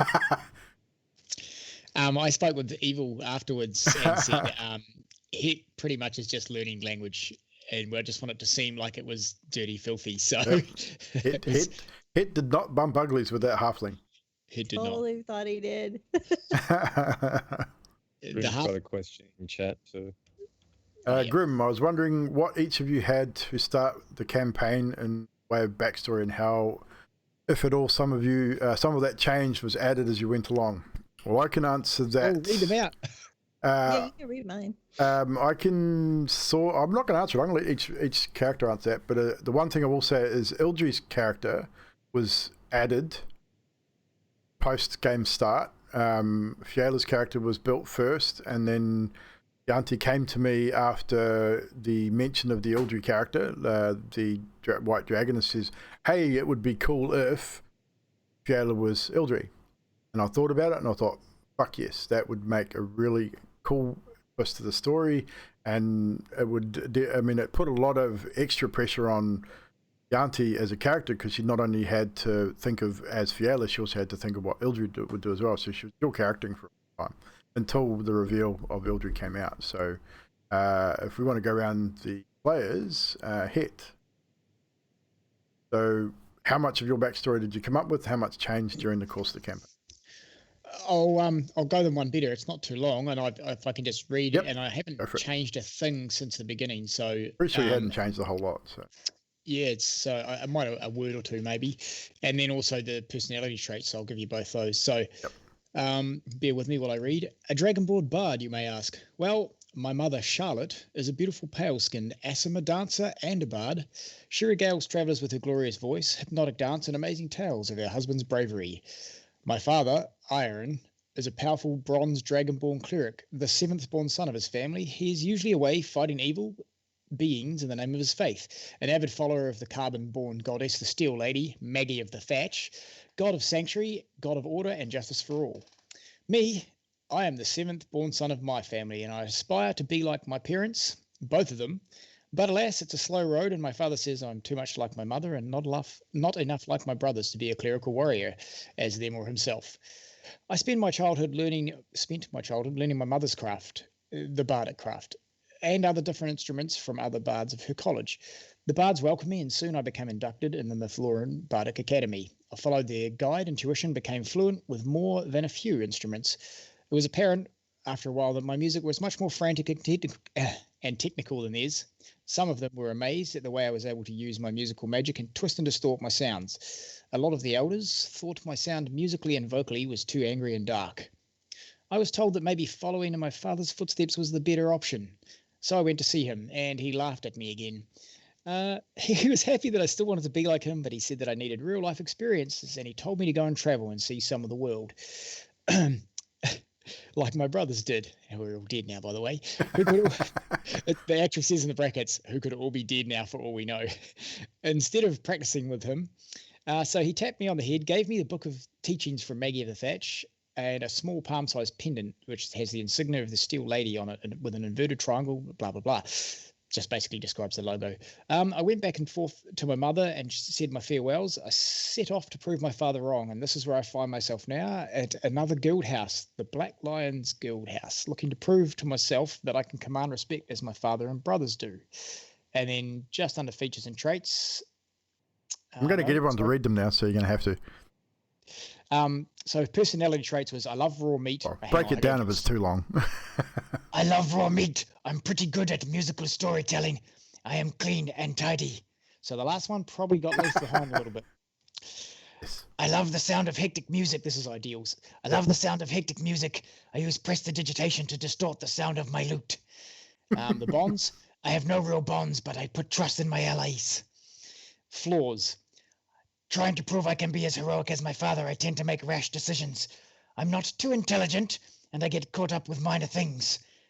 I need to know which way I am headed.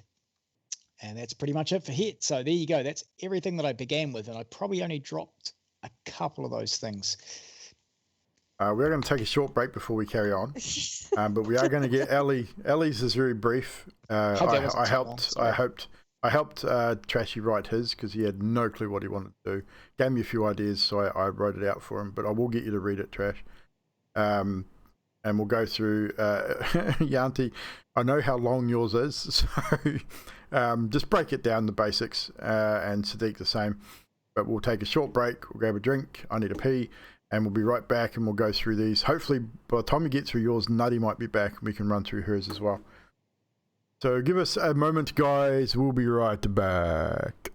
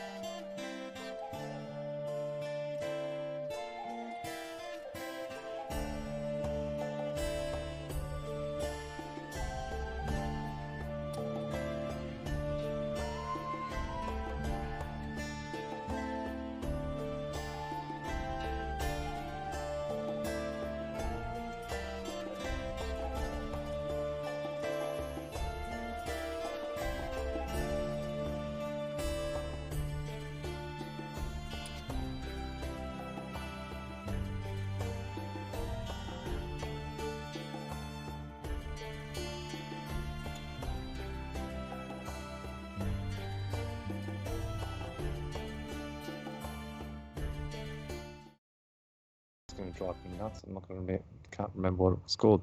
Damage reduction. That's it. Damage. Oh, you Right. remembered. You remembered. Look at that. We're back. Nutty's just got home, so she's going to make herself a coffee and jump into the call. Like no sugar, thanks, Nutty. Oh no, don't worry about it. Yanti's got me. So she'll be here very shortly. I've got to remember to turn off her character portrait. I apologise to chat if my backstory is a little longer than it maybe I made it sound. As I read it out, it seemed to drag on more than I thought. I was going to Raphael Bagoose, thank you for the follow, Nerez 1620, and Bent Metal. I thought it was Ben Mental, but no, Bent Metal 69. Yeah. With the backstory, I just want to post it in the chat and get it over and done with. Well, you've got to make them read it. That's a bit rough. I don't care. It means I don't have to read it. I can probably read yours. I got all your characters. That's the good thing about D&D Beyond is I got all your characters here. So You can bullet point it too if you're really unhappy to read it. Oh, awesome. You're creating your backstory. It's awesome. Okay. I will do it for you because I know Trashy hates reading, and so does Sadiq's.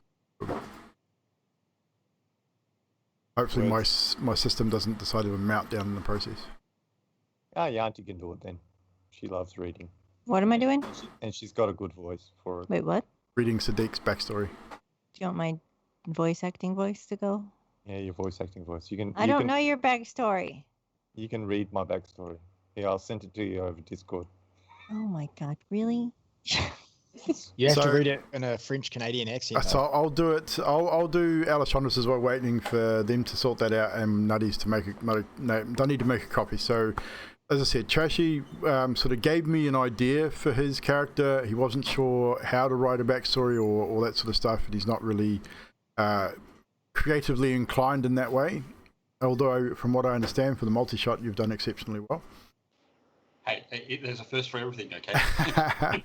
So essentially, for Alessandro, it was my people no longer wanted to raise me, and I was sent to live as a human as punishment.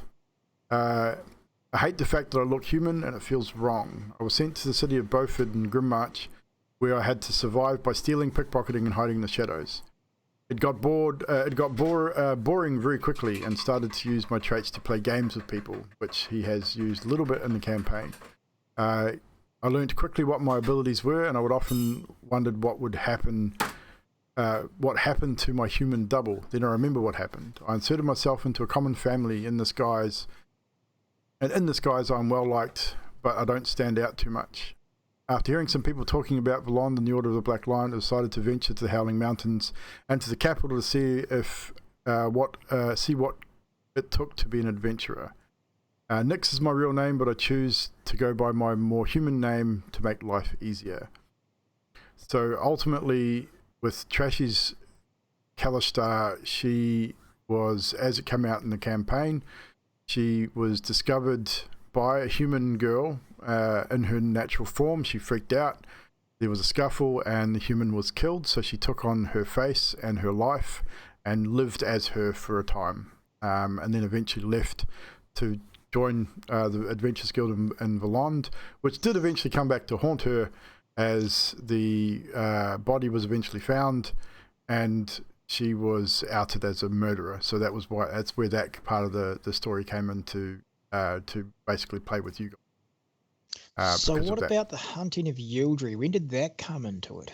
The hunting of Yildry? Yeah, did you add that in? Obviously, because Yildry came in later, but was that... The Yildry was going to be an NPC. Initially, she was going to be a potential ally. Whether she would have joined you in any kind of battle was going to be determined by a whole range of things, which we still kind of used with Yanti playing Ildry, where she was going to test you guys and just determine whether you were worth helping. So that was pretty much going to be kind of part of the story anyway. That kind of developed as we went with what happened with the party and what happened with Yanti. Then it starts bringing out dragon parts.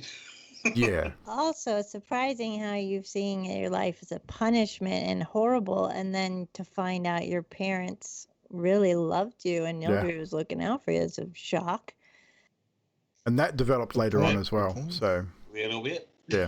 So that part of it developed as the story came along, and again, between myself and Yanti, we talked about that and thought, hey, well, this would actually be kind of cool if Ildry knew Elishanis's parents, if they were the ones that were sent to kill her, and he managed to talk to them and they learnt what she really was and turn the whole thing around. So that's where that became part of your story. So Yanti, you going to read Sadiq's, or do you want me to? I can read it if he wants me to. Do I have to do his voice? Because I can't. Okay. I don't think it's not exactly a voice. It's just Adam. Darm was raised part of a clan that ran an island in the Northern Territory. His home was called Beepool. While he was returning from a scouting party looking for resources, he returned to find his village massacred. Only one clansman on the brink of death, his childhood friend. With his last breath, he managed to tell Darm what had happened. A group of vampires had forced them to bend the knee or die. Everyone had tried to fight back and failed. Filled with fury and feeling guilty for not being there to defend, he buried his village, changed his name to Sadiq, which means true-hearted, faithful, and devoted. He swore on that site he would avenge his clan and find the vampires that caused this chaos. His travels have led to another adventurer who, seeing his passion and conviction, trained him in the ways of the blood hunter. Never wanting to make close ties with others again, he still sees the advantages of working in a group, and so sought to be a member of the Order of the Black Lion. Now a fully fledged member seeking bounties in hope one will lead to his never-wavering quest for vengeance. We find him at present day. And that was the introduction of Sadiq's character at the village of Riffield, where the adventurers had gone in search of investigating a vampire threat at that point, which is obviously where you find Sadiq, as he was sworn to vengeance to seek out all undead and creepy things. So that was hits. Namaris is here. Yay! So Namaris, would you like to read your backstory? You have missed the histories thing, but you can give us Namaris's backstory. And just before you do that, we had a question asking whether how much your backstory remained as you wrote it, or how much did you develop your character throughout the campaign as well? Was there any major changes, or did you just pretty much play it as it was? I think she kind of developed as we went. Well, she did get killed, so you kind of had to. She did. So, yeah. So you want me to read it out for you? Just read it out. Okay. If it's too long, just abbreviate. No. It's fine. Would you like me to do it in my Namaris accent? Yes, right. yes. As Namaris. Well, I was found on the doorstep of the Arcanist part room.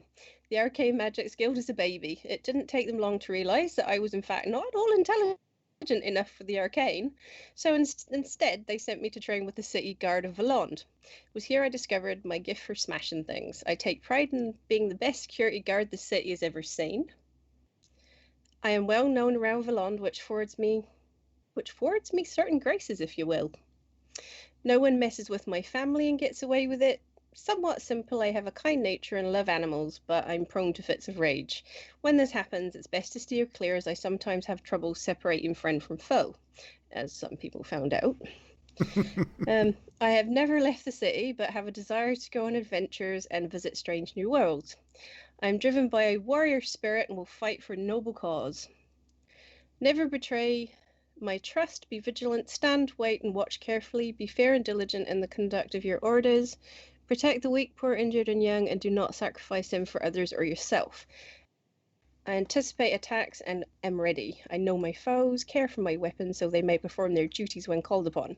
Careful planning, I always defeat rushed actions in the end. What? That doesn't make sense. It doesn't make sense. It Always sounds like something orders, you'd write, though. Providing those as orders follow the dictates of how I did not write this bit. Demonstrate excellence and purity of loyalty in your role as guardian protector. This is Helm's mantra. Oh, that's Helm's mantra. That's why I didn't read that. You did. I didn't write that either. I copied and pasted it. Still a bit worrying when stressed.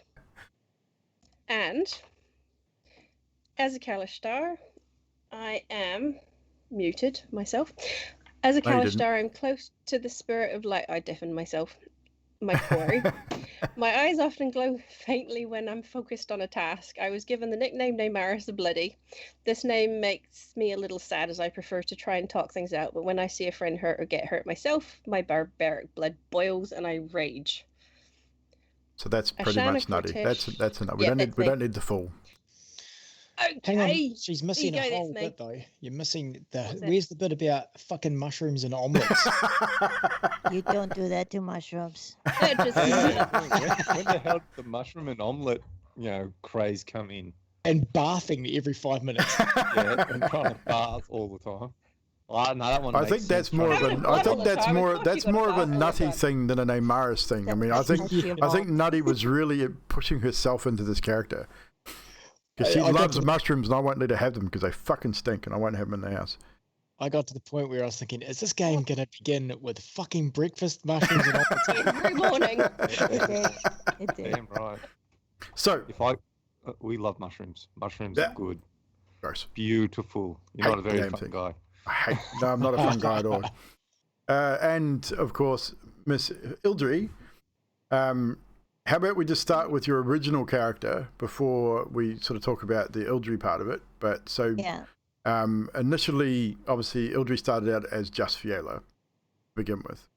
So we want to give people the background on that character. Okay, yeah. Because this backstory is absolutely nowhere anything like what it is now. So No. it says, during a raid by the drow, my mother left me as a small baby at the edge of the forest where a human hermit lived. I don't know why. I guess it was desperation. He was a druid and had always been as friendly as wood elves and hermits could be to each other. It could be a nature versus nurture experiment, druid puns. But will I become more human-like, or will I act as an elf? Time will tell. He was my mentor and taught me everything I knew. Begilia was his name. Eventually he passed away, and I remained living in the hut long after his passing. I didn't meet anyone or know anything about the world outside of the forest, but I realized that staying in one spot would never let me truly live and grow. So nervous as I may be of talking to others, I'm off to find adventure and study everything I can. I found myself booking a passage on a merchant ship heading to the grand city of Valand, where after a few days of searching and wondering, I came across a flyer. It read, "Join the Adventurers Guild, see the wonders of the realm, visit faraway places, find wonders and treasures, join the Order of the Black Lion today." So I signed up. The trials took a few weeks. I saw some creatures I'd not seen before and found a beautiful staff made from the oak topped with what looked like living ivy. I have named it after my mentor, Begilia's Might. How far we have come from that. Yeah. So obviously we took that base of that character and then added in the Ildry spin. So obviously she was still from that area, but instead of having been left there as a baby per se, she was attacked by drow, but it was drow assassins from the Black Fang that had hunted her in her lair. So she fled her lair, fled to the south, hidden by the Emerald Enclave, who was part of, and ultimately that's where she spent her time until passing. I think we decided that she gave Begilia a part of her life essence, which enabled him to come back, not unlike the Jedi kind of thing that we had with him back occasionally as a spirit, be able to confer with her and do certain things. That was basically part of that whole dragon essence. Really, again, the character development for Ildry just sort of happened as we played. I mean, added stuff as we. I think Auntie come up with the idea with Ave meeting, with the talking through Fiala herself, and talking to you guys and asking what you'd be willing to sacrifice, all that type of thing. A lot of that stuff was come up, brought to me. We sort of talked about it and we decided on something. We did a lot of talking about Ildry's character, what she would know and how she'd sort of done things. So that character pretty much develops through the entirety of the campaign and just kept developing. I think everyone's character developed a little bit. Though, like certain things change character. And from memory, the water scene outside of the city of Valond, where Ildry. Yeah, I was going to bring that up too. Yeah, where Ildry gave you guys. Well, I think it was. Did they know that you were Ildry at that point? Was it still? No. No, it was still Fiala, wasn't it? So Fiala gave 3 of us. 3 of you the option. 3 or 2? Might have been 3. I think it was Allie and Het. I think it was Oh, just it's the just 2 of 2, you. was Yeah. it? Oh, yeah. The ability to talk to someone through the water. That was Yanti's idea. I thought that was a brilliant idea. I thought it was very, very well done, which gave me something to do with Alessandro's background and give you more of a backstory for you too. So having that opportunity, I thought, okay, yep, I can do this with your character and put you on a path, find something specific to your character, which sort of mention application of the locked rapier place and that sort of shit. So that was pretty cool. Like, just, I think everybody had a hand in coming to the party with something. Obviously, Het's the creation of the Rattlehead, that was Het's idea. Well, Baz's idea to bring in another a warlock, great old one. It wasn't an evil deity, just so we all know. Rattlehead was not evil people. He was a great old one warlock, so it was the pact of the great old one. So he was a fey creature, not a fiend or deity. So he wasn't evil. He was definitely there to help. I think like Ghost Rider, I sort of took it to Sean and said, to help, but if shit gets in his way, sort of thing. That was his idea. And it kind of worked out. I think as briefly as that character made an appearance, I think was probably enough. I don't think we bring him in too often. I think if we did, it would have taken over too much of about as a character. I think sort of minimizing what the Rattlehead actually what power did the Rattlehead to there. So when Amaris passed away, did no. Let's get this right. When Amaris was murdered by her friends, slipped away. Did Het? Did you know all along you were gonna like stick with the group and just like say they're coming and warn us, or were you gonna like fuck it, I'm out kind of thing? What was Het thinking? Like, did you have different ideas all at once? Yeah. Back it up. Sorry, when Amaris was what now? Murdered. Gently sleeping. Killed in cold blood. Hey, you knew all about it. You knew all about it. You were a part of that. I was straight up, consent. and I'm assuming Trashy the same. I was totally surprised. I did not see it coming. That episode, I was like, hang on, what the fuck is going on here? So that was... You and me both. I had no idea. Honestly, I had absolutely no idea that was going to happen. Like, my God. I had to think on my feet that whole episode to figure out what the hell was going on. It was one of those moments. So yes, the answer is no. I had no idea. He'd had no idea. I was exactly that. I had about 7 different thoughts in one hit. I was like, I'm gonna have to kill them, and then I was like, hang on a minute. They've done the deed now, and I can't bring it back because I'm totally against bringing something back from the dead.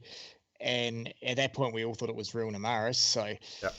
Yeah, I thought he's going to walk away and he's going to think about it and he's going to weigh up the pros and cons. And then while you guys were talking, like, while my character was out of the way doing something and Sean was focused on you, I sat here with my notebook going, okay, what am I doing? What is he going to think? What is he going to... And I feel like it was like a last minute decision to actually stick with the group. It was one of those things I was like, oh, I don't know what to do. It was definitely a turning point, I think.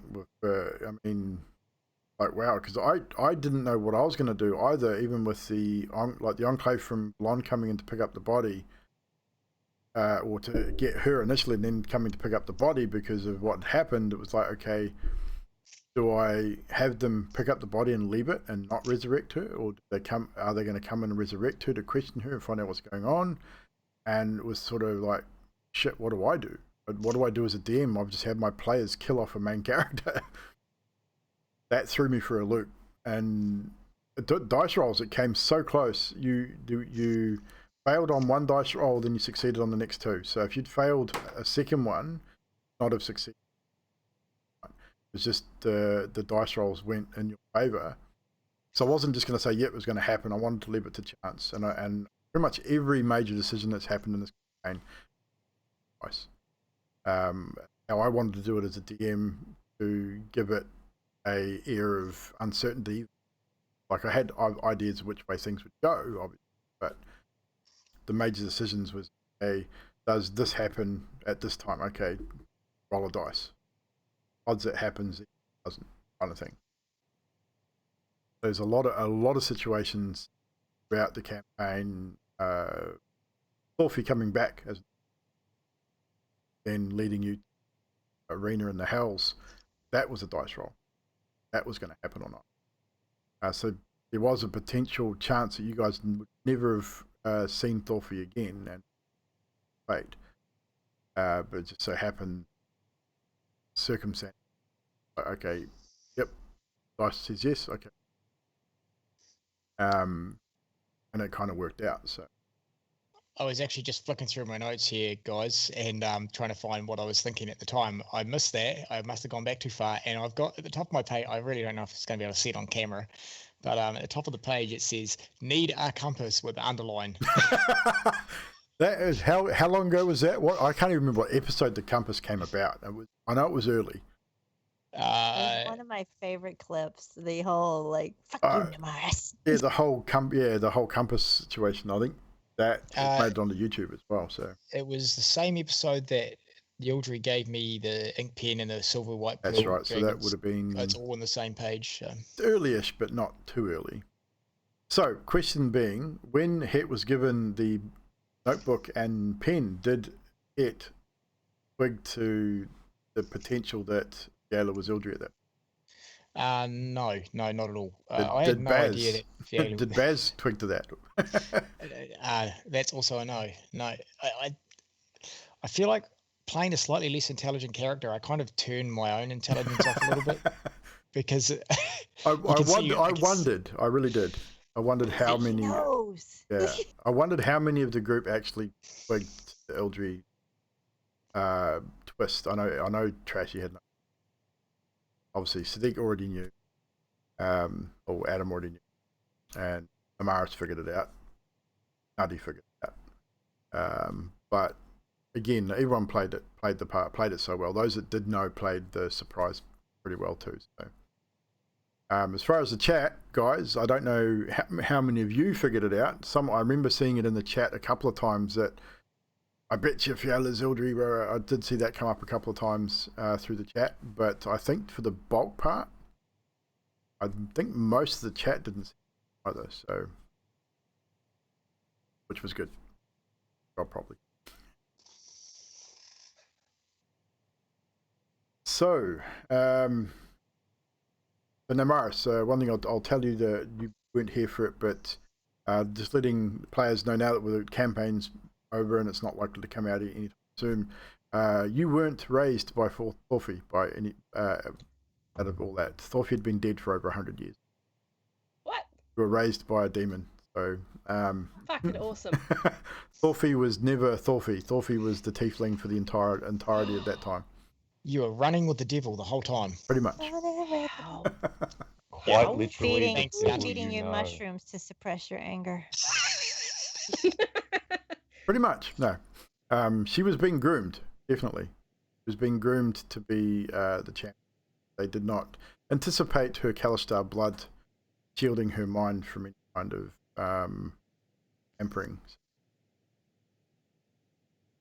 That was why when every time you guys going bloody traitor, it's like, well, actually no, she's really not. She's actually sitting in a dungeon right now being punished for not being a traitor. So Volda Grimm. Is there more to that story about being a bully to you, or and the Namaris the Bloody? Yes and no. It was sort of something I threw at Nutty's. Bully. Not really a bully, she was just a bit. And she was part of the whole RS2. Find Nutty doesn't know. Volda Grimm was designed as a character, as a Namaris Nemesis character, have her rage and have her lose control and basically give them Namaris. quite work the way they hoped. And Trashy, did you ever think about stabbing Ildry? Just maybe a little bit, like turning, betraying. Actually, yes. Trashy. This is one question I wanted to ask too. Oh God. Did you at any time entertain the fact in completing the assassination contract that you, or did you had always decided that you were going to be loyal to Ildry? In completing the contract, no, that was never going to happen in the first place. The loyalty to Ildry was later. I just wanted to find out what happened to my parents. That's all I was going for. Yeah, cool. So you agreed to join the Fang just to get information. Go through that tattoo torture for information. Yep. One scene I did like from you was the removal of that particular insignia, taking the dagger and just slicing it off. That was pretty gruesome. I described it. It was great, but it was like, that was a good episode. I sort of thought, well, Yeah. how would I see Alison was doing it at that? Pledged her loyalty. She got this mark. How would she remember? Why not? I mean, not just going to burn it off. Where could have got Ildry to burn it off for her. I thought, no, she can take a dagger and just fucking slice it off. No stranger to pain. So. I would have loved to see Het and Nari go at it, but I think it ended better with the Allie and the hammer. Okay. Question. Go for Nutty. it. I knew this question was going to come up. Why? Yes. Why? Why? A hammer. Come on. Because it's quiet. So's the scimitar, That's which is standing right next to you. It's not that I think everybody wants to know why Inari chose not to put her armor on and attempt to kill someone with a hammer. Just putting her armor on and grabbing her weapons. Yeah, no idea. It just was a thing. It was a good thing. It made for an interesting scene, definitely. It was a, what am I going to do? Oh, let's try this and see what happens. That's cool, though. I mean, I think it actually made the whole episode. I think people were talking about it for weeks. It's like, why a hammer? I had a question for Sadiq, and it's more of a character question. Not character, class question. Blood Hunter. I've not played one before. How did you find it? I enjoyed it, for one, because it's like a fighter, but not quite a fighter. I would have, it's got 4 different orders. I would like to try a different order. What order did you take? I took the Ghost Seeker, I think it's called, something like that, which is more for undead. Order of the Ghost. Right, yeah. There's one that you can pretty much become more of an archer, so you're more ranged, and then there's one where you can multi-class into Warlock as well. Okay. Which would be an interesting type of way to play the game. It's like each order has a different medic and stuff. It's confusing. It does get I'm sitting there continuously reading through them, going, okay, yeah, I can't use that one, or I can use this one. The other downfall is the DCs were really low. Yeah. So you just go, no, I'm not going to bother doing. Later on, you just go, no, not bothering, because I know they're going to pass that DC.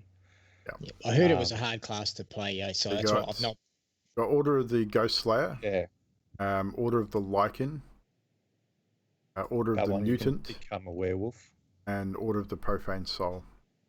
Yeah, the Profane Soul is the Warlock and the Mutant. Yeah, pretty much. So, Otherworldly Patron, Archfey, Celestial, Great Old One, Blade Undone.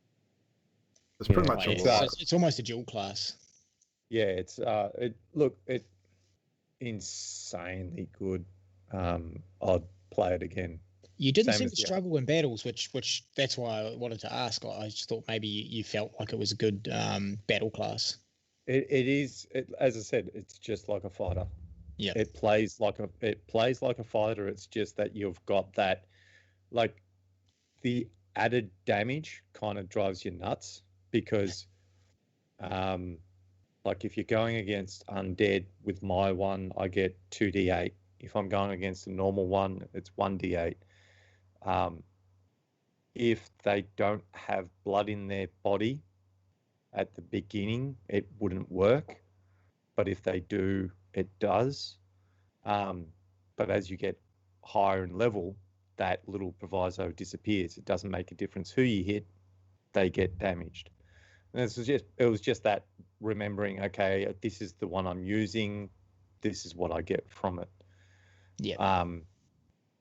And then there's times that I misread something and did it wrong.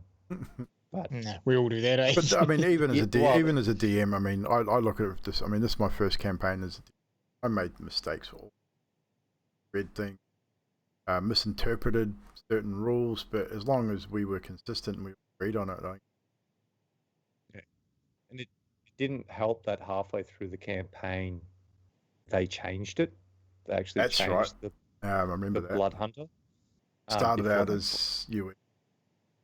Yeah, it was a critical role thing, and it was, I think it was strength and wisdom based, so that's what my character was focused on, and then it became, actually it became strength or dex, and intelligence.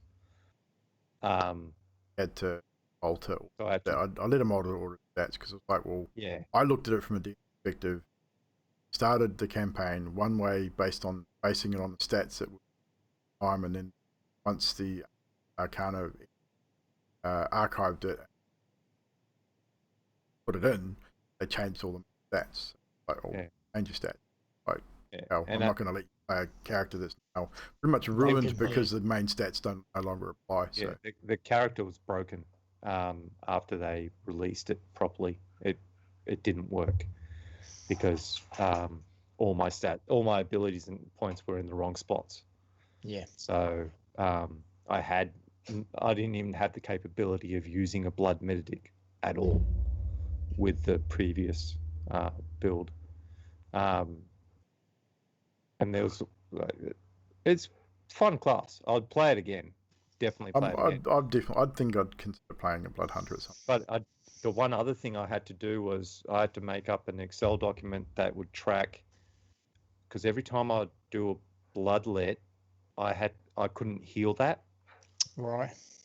So I actually had to track how much damage was done to me by myself, which had to wait until a long rest Before you get it back. So Right. Yeah. So I had a maximum hit points, temporary hit points, but didn't show the temporary hit points to the rest of the characters. Makes sense. Yeah. Yeah, and it was just, that was interesting. Okay, yeah, I'm going to use this ability roll, add that to that, and then track that.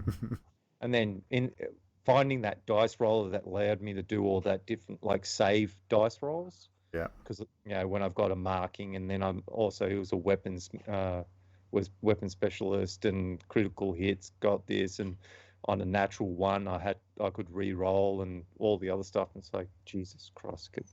Some of the dice rolls get a pretty intense. Yeah, there was one dice I was rolling. I think it was 7 dice, and it was D6s and D8s that I was rolling. So it was nuts. I'll go let the dog out. I'll be back. No worries. Sweet. Thanks, Adam. So, guys, any other questions from the chat or players about the story, about the campaign, about to each other? Is there anything else that, from a character standpoint, that you want to ask players? Not probably getting ready to wind this up. We're getting close to our regular. I might have a couple other questions if no one else has got anything. Go for it. I had the idea that Thorfey was going to be the dragon rider. Was that solid from the beginning, or was that something you sort of mulled around with a wait to see what we were thinking? I had five possibles for the dragon rider, and no dragon rider. So there was a possibility we weren't going to get one. and there was 5 possibilities. So Coram was up there. So you guys are on the right track with your suspect list. So Coram was definitely up there as potential. In circumstances, changed that so he out from once his family out from that. Thorfey was up there. Just going to be a random demon. Just as a random demon was going to be the rider. Gillian was an option. I had looked at possibly having Gillian as rider, and Voldegrim was. So I had several options, but in the end, based on what you guys did and dice rolls and things sort of come out, that it was going to be character end up being the rider true form. Question from chat: if you could change your druid circle, would you have Yanti? I think they came out with the circle of the fire circle. That Mina, you know which one that is. When I was playing in mid campaign, and I probably would have picked that first, but I think I'm glad I picked the Circle of the Moon because it really fits in with the Yildry and the dragon shape shifting and the pets and the things that I got to do. So I think the Circle of the Moon, the Fiala Yildry character quite well.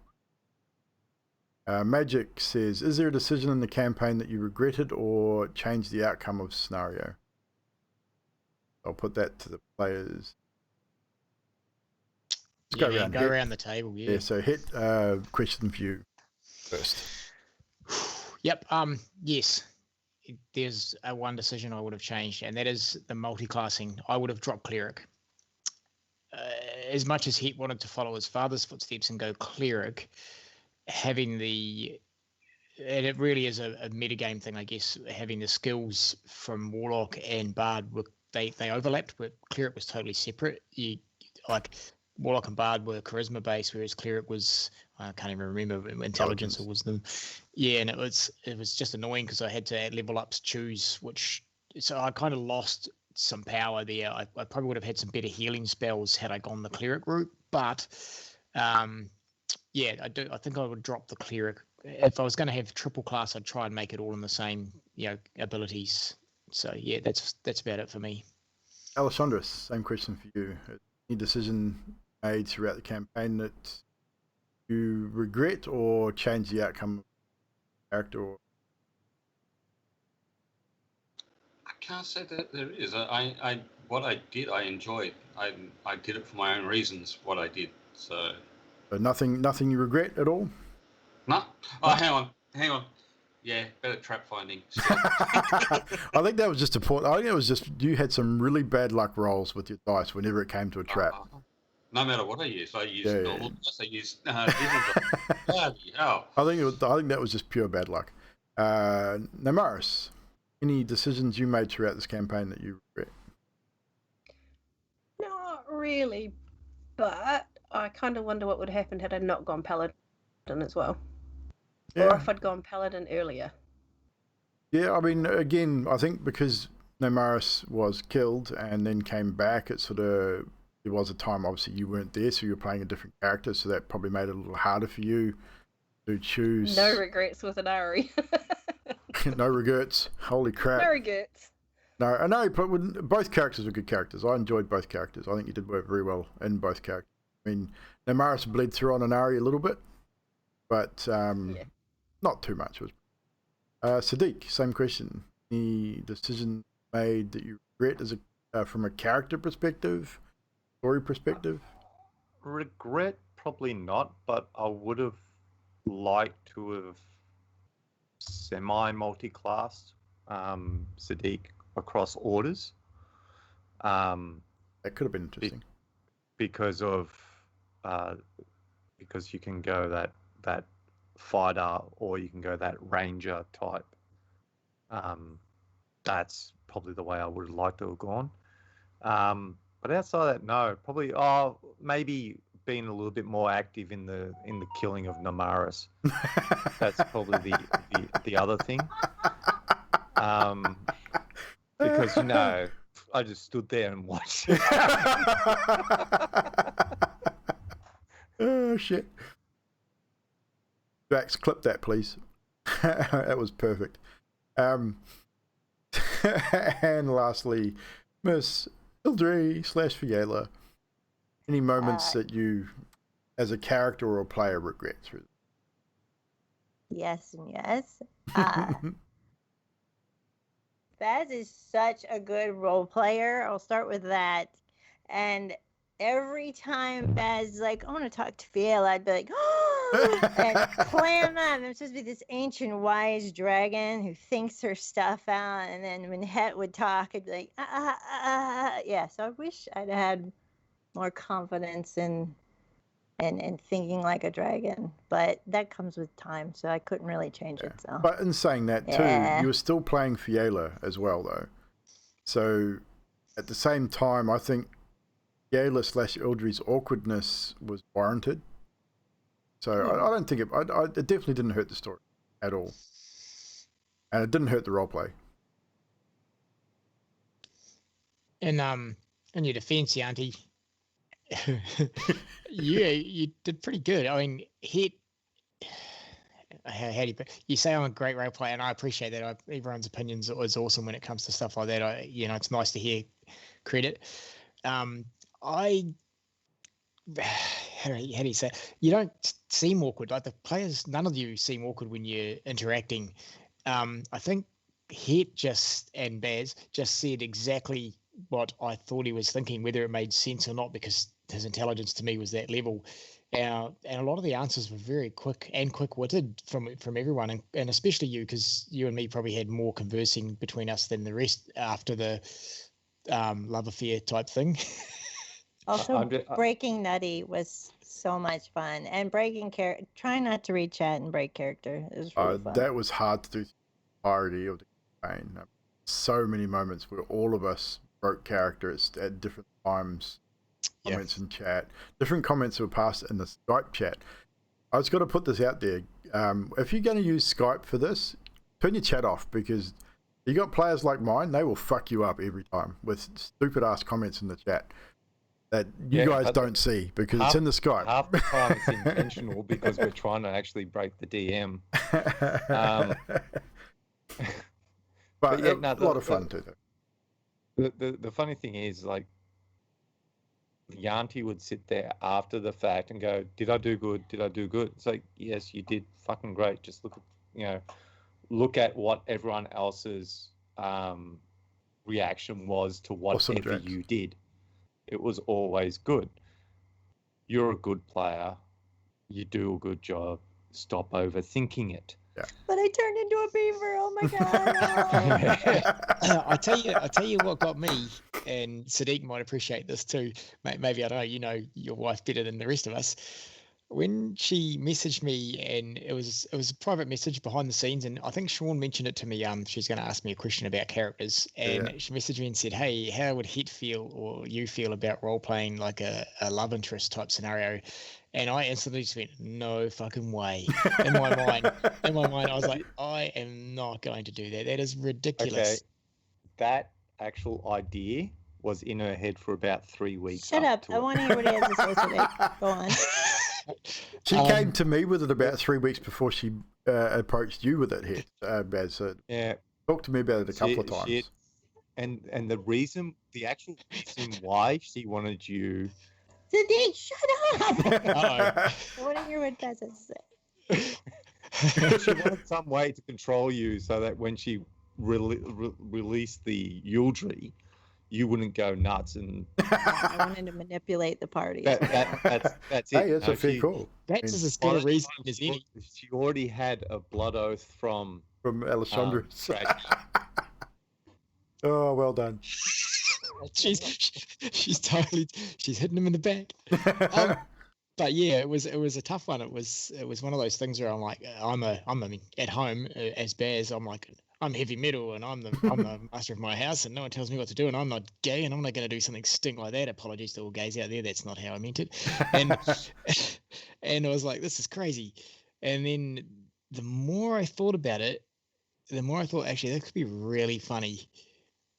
At the same time as I don't know.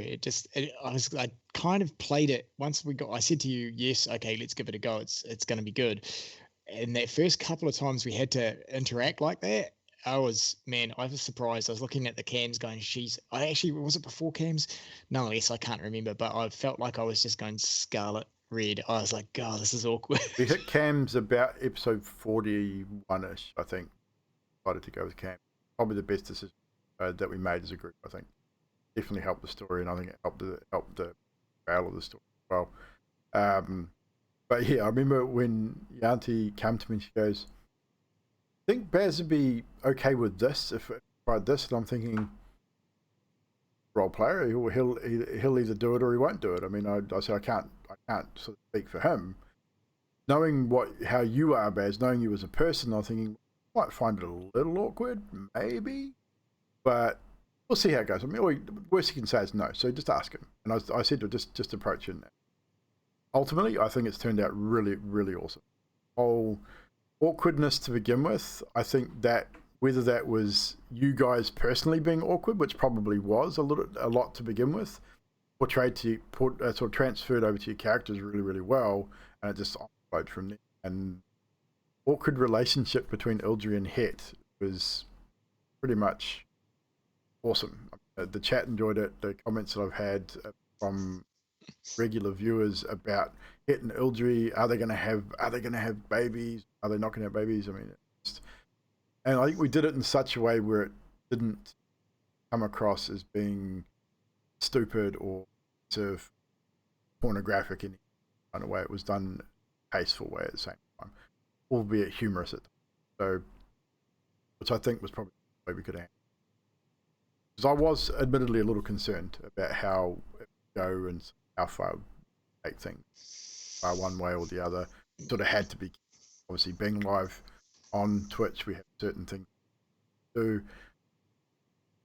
I think we all had a nail on the head. Cool.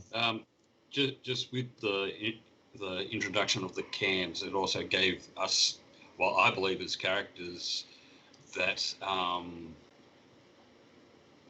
when we weren't talking over people and stuff like that. Having that visual prompt, someone stops talking, reaction, just having a physical reaction from someone too. You're having a person-to-person talk with a character and something's funny, you have that prompt that they're engaged in that. So I definitely, it helped 100%. I think if we stayed off cam, I don't think, I mean, the story still would have been told, we still would have made it this far, but I just don't gained viewership that we currently have at cam. I don't think. I think the story got told better. I've enjoyed being. I think it makes it a whole lot easier. I think Trashy's right too, though. Is being able to see, engage with the other characters, the players' facial expressions, body language a little bit made it a little easier to see how things were coming across and how you could play off each other. There's still over talk, it's hard because tiny bits of lag or whatever, I guess, and you can't. Two people want to talk at once, or everyone's been polite and waits.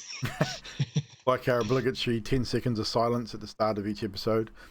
I think that became a thing after a while. I think you guys did it on purpose after a while. So we'll wait 15, 20 seconds just to make DM try and talk something shit, you worked it out. Oh, I did it. Oh, shit. And then we'll have breakfast.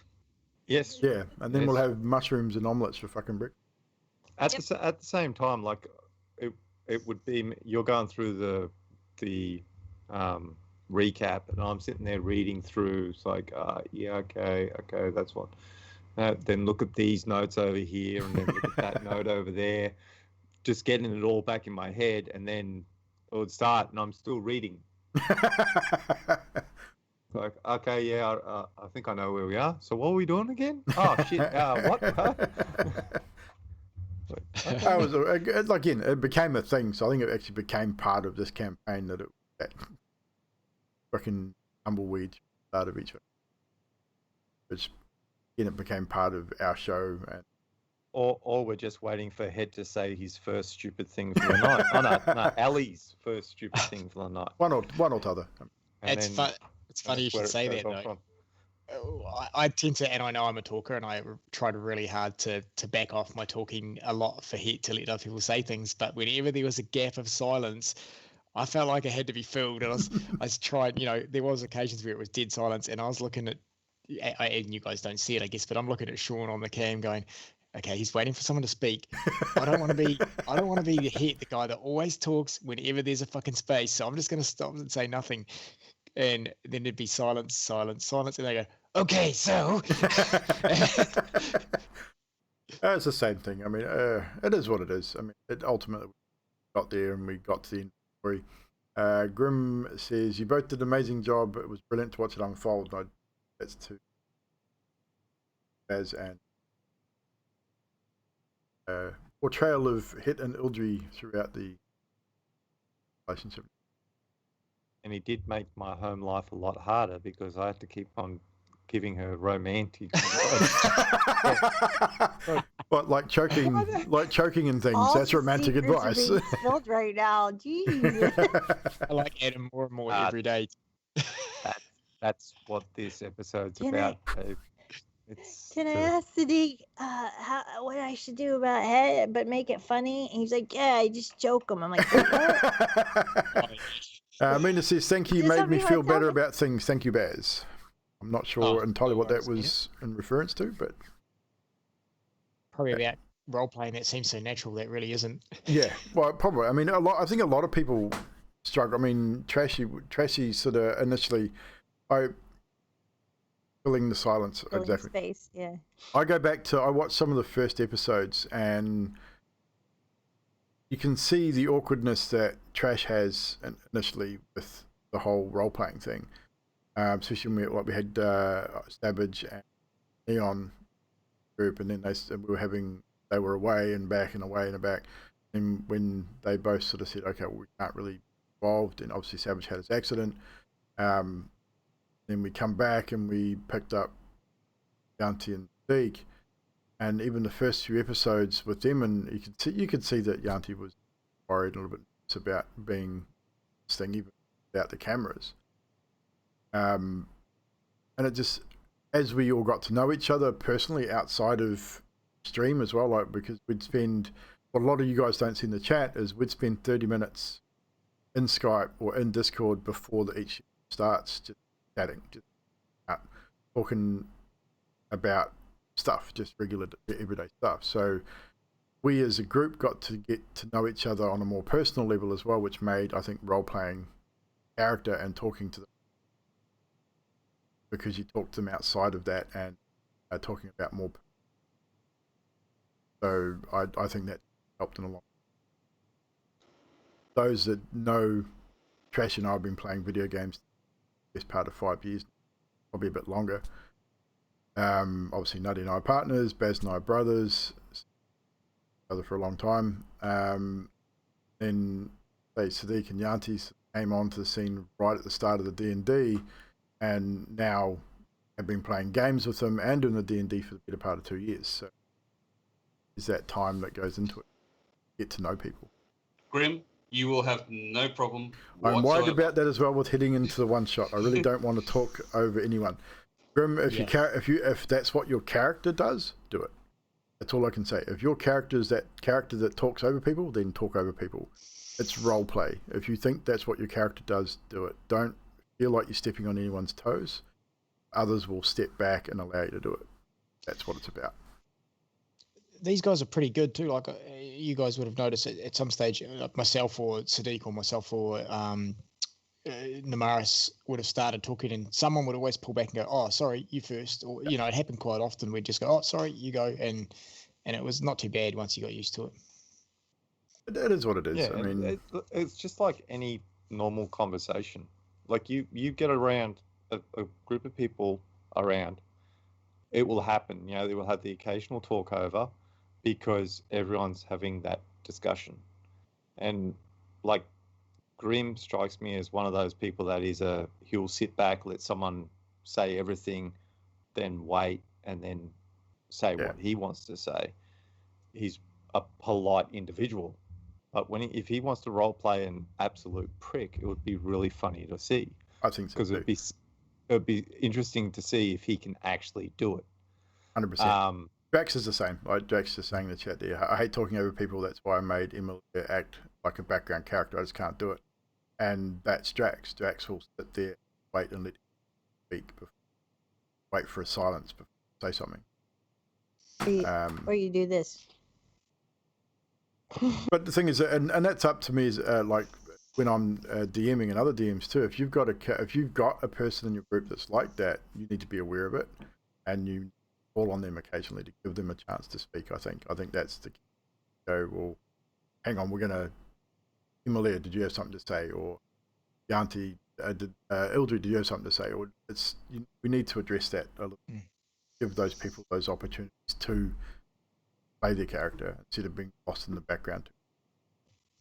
And as a player, like I say, I think I talk a lot, so I try to make sure I back off and stop now and then. So, you know, if the DM says, hey, let's listen to what so-and-so has to say this time around, or if as a player, if you know you're a yakker, you can just go, all right, I'll back off a bit and let someone else take a turn, I guess. That's one way to do it. Yeah, but it's what it is. I'm the same too. I mean, you notice in our home campaign, forums are talk.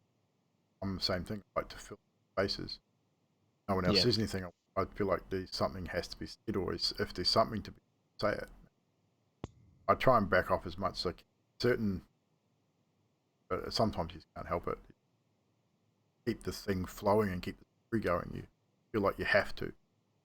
Or I would message, like a quick message to the DM, like, I want to talk to Het before night's out, or I want to do this and that. So you're not interrupting anybody, but you're letting the DM give you a little spot to talk, kind of thing. I have, and once again, filling a void, I have one last question I had written on my notebook here, and it's a bit of it's everyone, including the DM. Two things from everyone I'd like to hear. Curiosity, your favorite part of the campaign that involved you, and your favorite part of the campaign that didn't involve you. Something that really, because we do like, what stood out for you this episode, blah, blah, blah.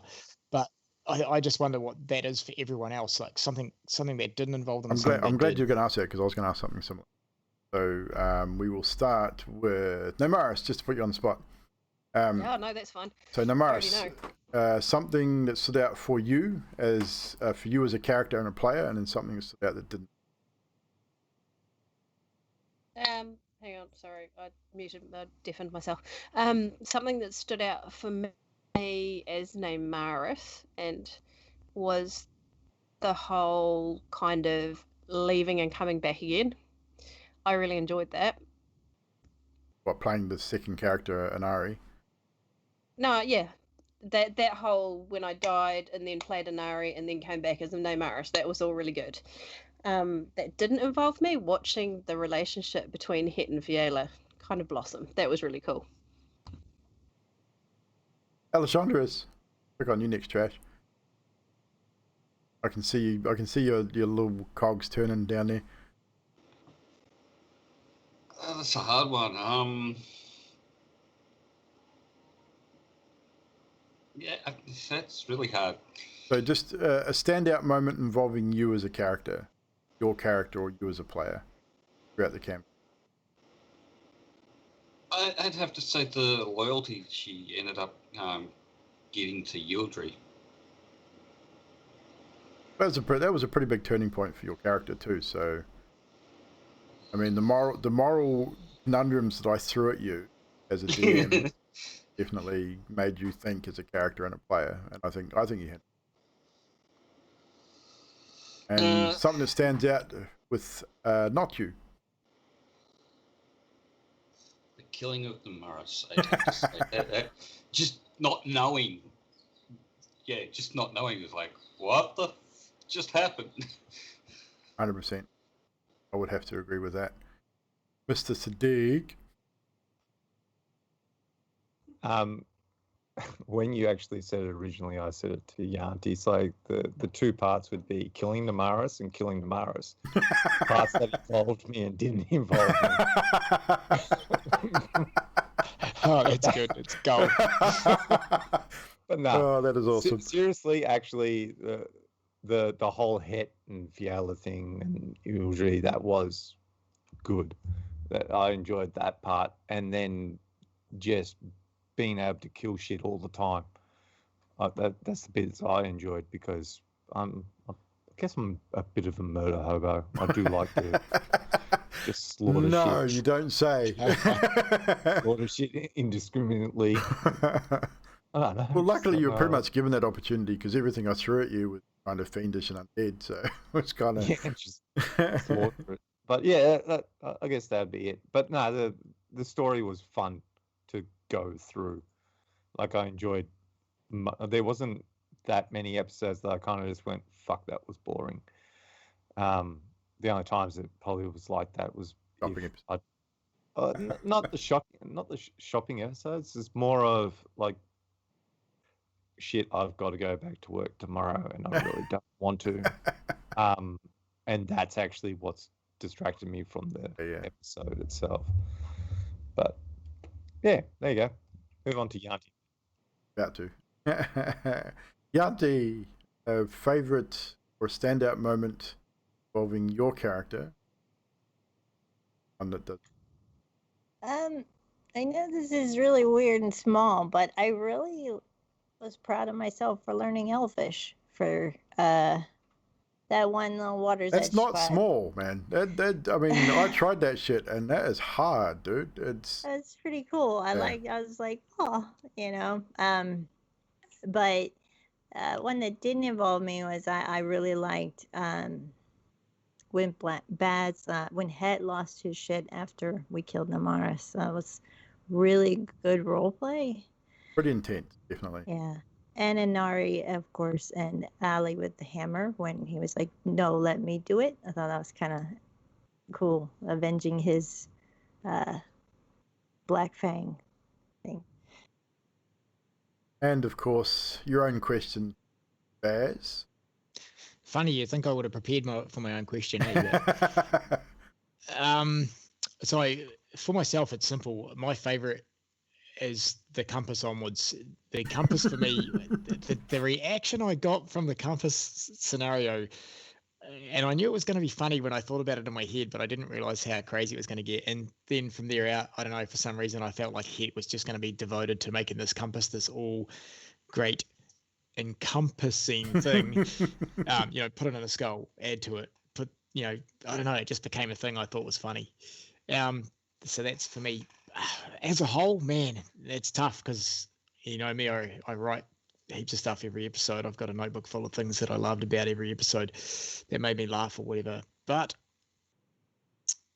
man, not involving me, I think it has to be the Namaris killing that got me. It's either that or not knowing that Yildri was Fiala. Those two things are huge standout moments that didn't involve me that I did not see coming. From a DM's perspective, standout moment involving me is, I mean, as a DM, there's obviously a lot of NPCs that came into. I think Bash was probably my favorite NPC to play. Just the simplicity of the character and his involvement, as brief as it was on occasions. I enjoyed playing Bash. I thought he was a pretty good character. As far as the moment that stood out, there's two moments that stood out for me prior to the campaign. The one, obviously, is murdering of Namaris. I did not see that. The three players involved planned it, executed it perfectly. Me by surprise, had me scrambling as a DM to come up with RP and the dice rolls and everything for that particular situation to run as smoothly as possible. Obviously, on the spot descriptions and I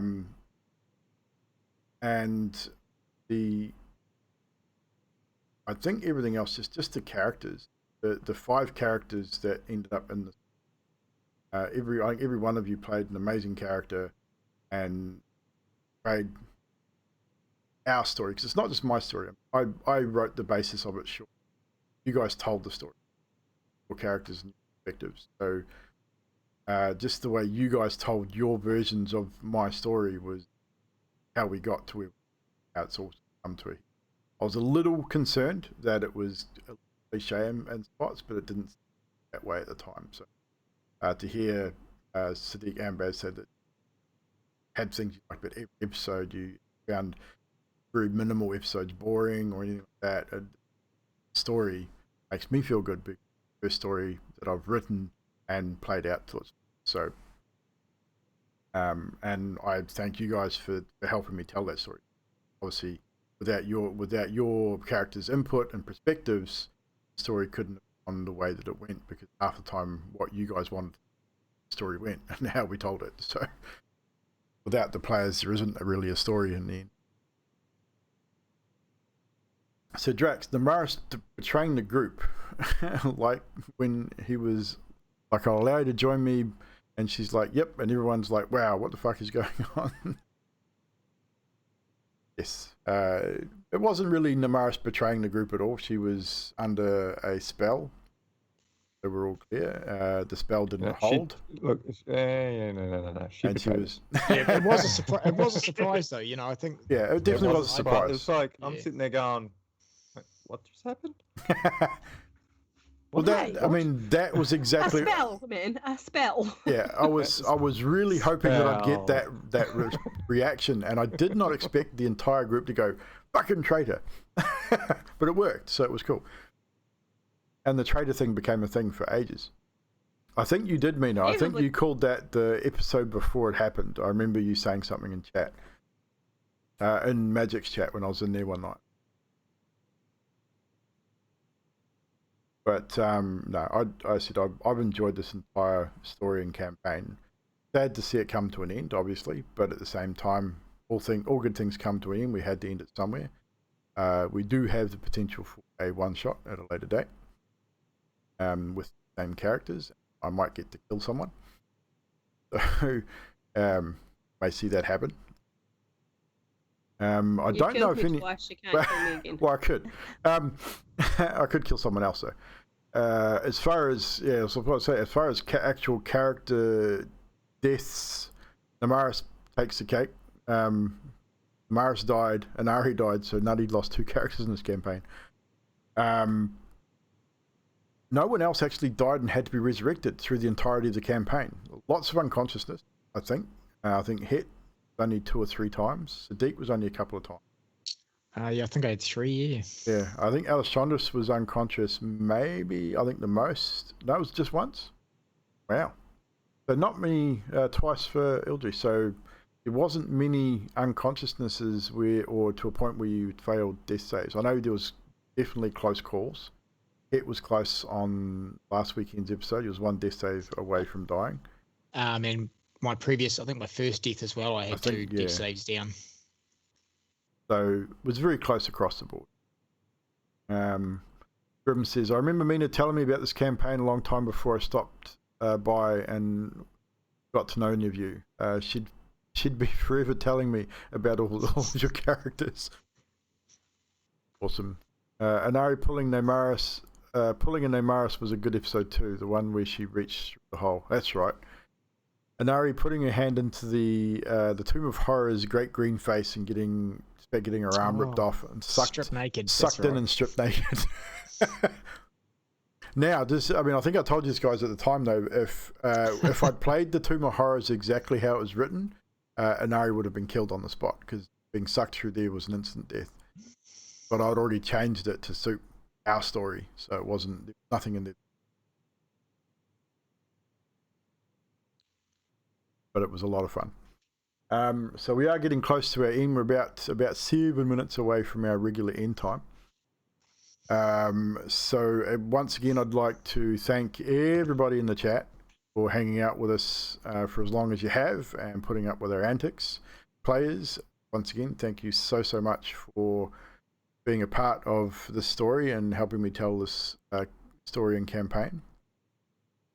Obviously, we still have the Curse of Strahd going on a Wednesday. And we have the upcoming one-shot or mini campaign. We've got to stop calling it a multi-shot.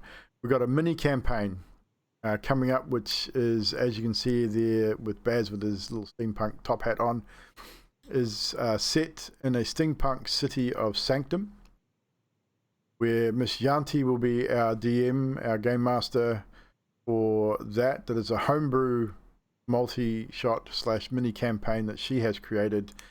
Some of you guys would have been hanging out in Yanti's chat while she's been creating maps and bits and pieces for the mini campaign. I don't know when we're going to be starting it. We don't have a definite start date as yet. It will be sometime within the next 4 to 5 weeks. Next week, I believe Sadiq and Yanti are away on the Sunday night. So we were going to do the Q&A next Sunday, but we've pretty much already done it tonight, so we're going to leave it at that. So we're going to take 2 weeks, 2 Sundays off, guys. We're going to take 2 Sundays, and then over those 2 Sundays, we'll get together as a group outside of stream and try and organise a date, because I know you have a part for Nutty at the session 0, which will be determined on her work schedule.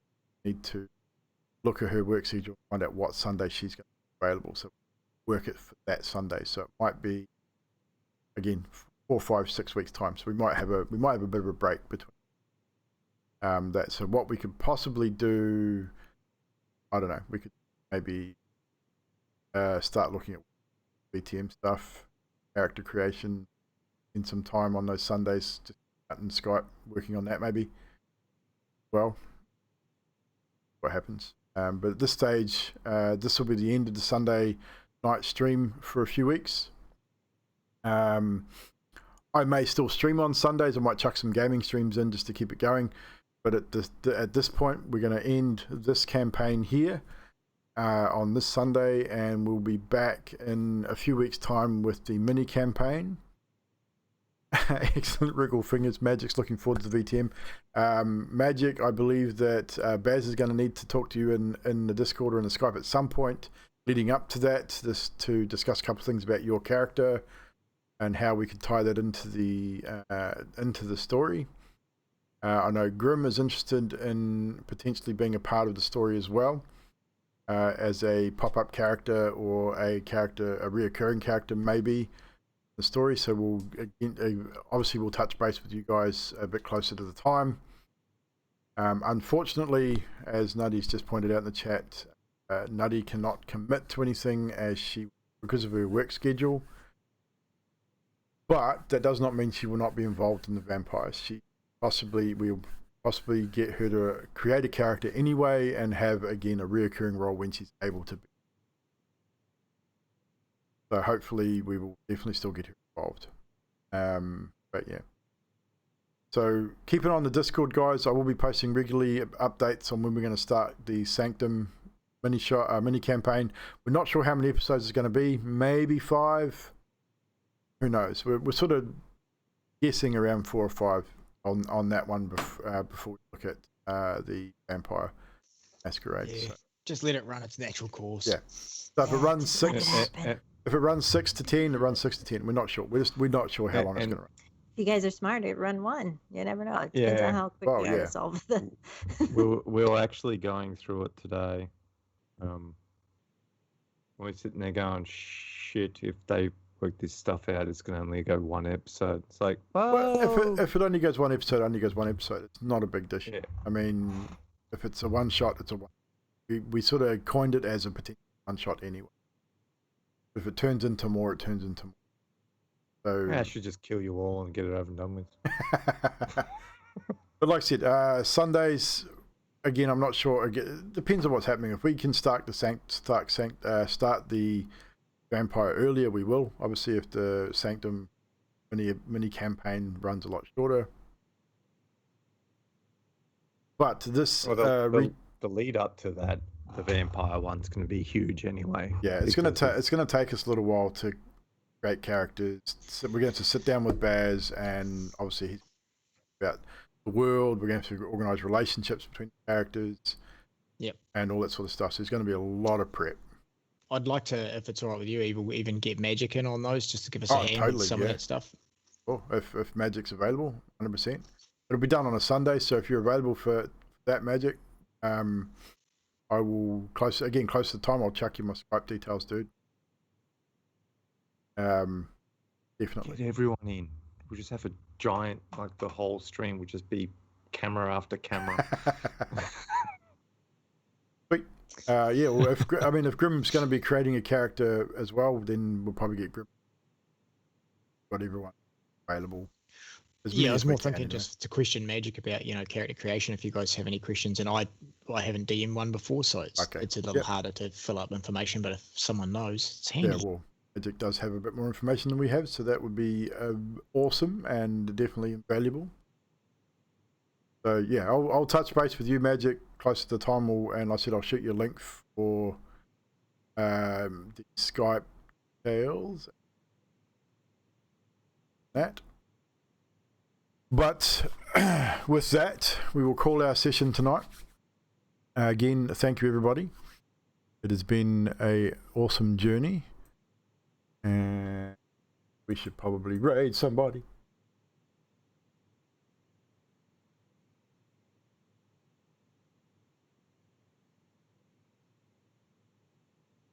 Got Painted Filth is playing D&D tonight.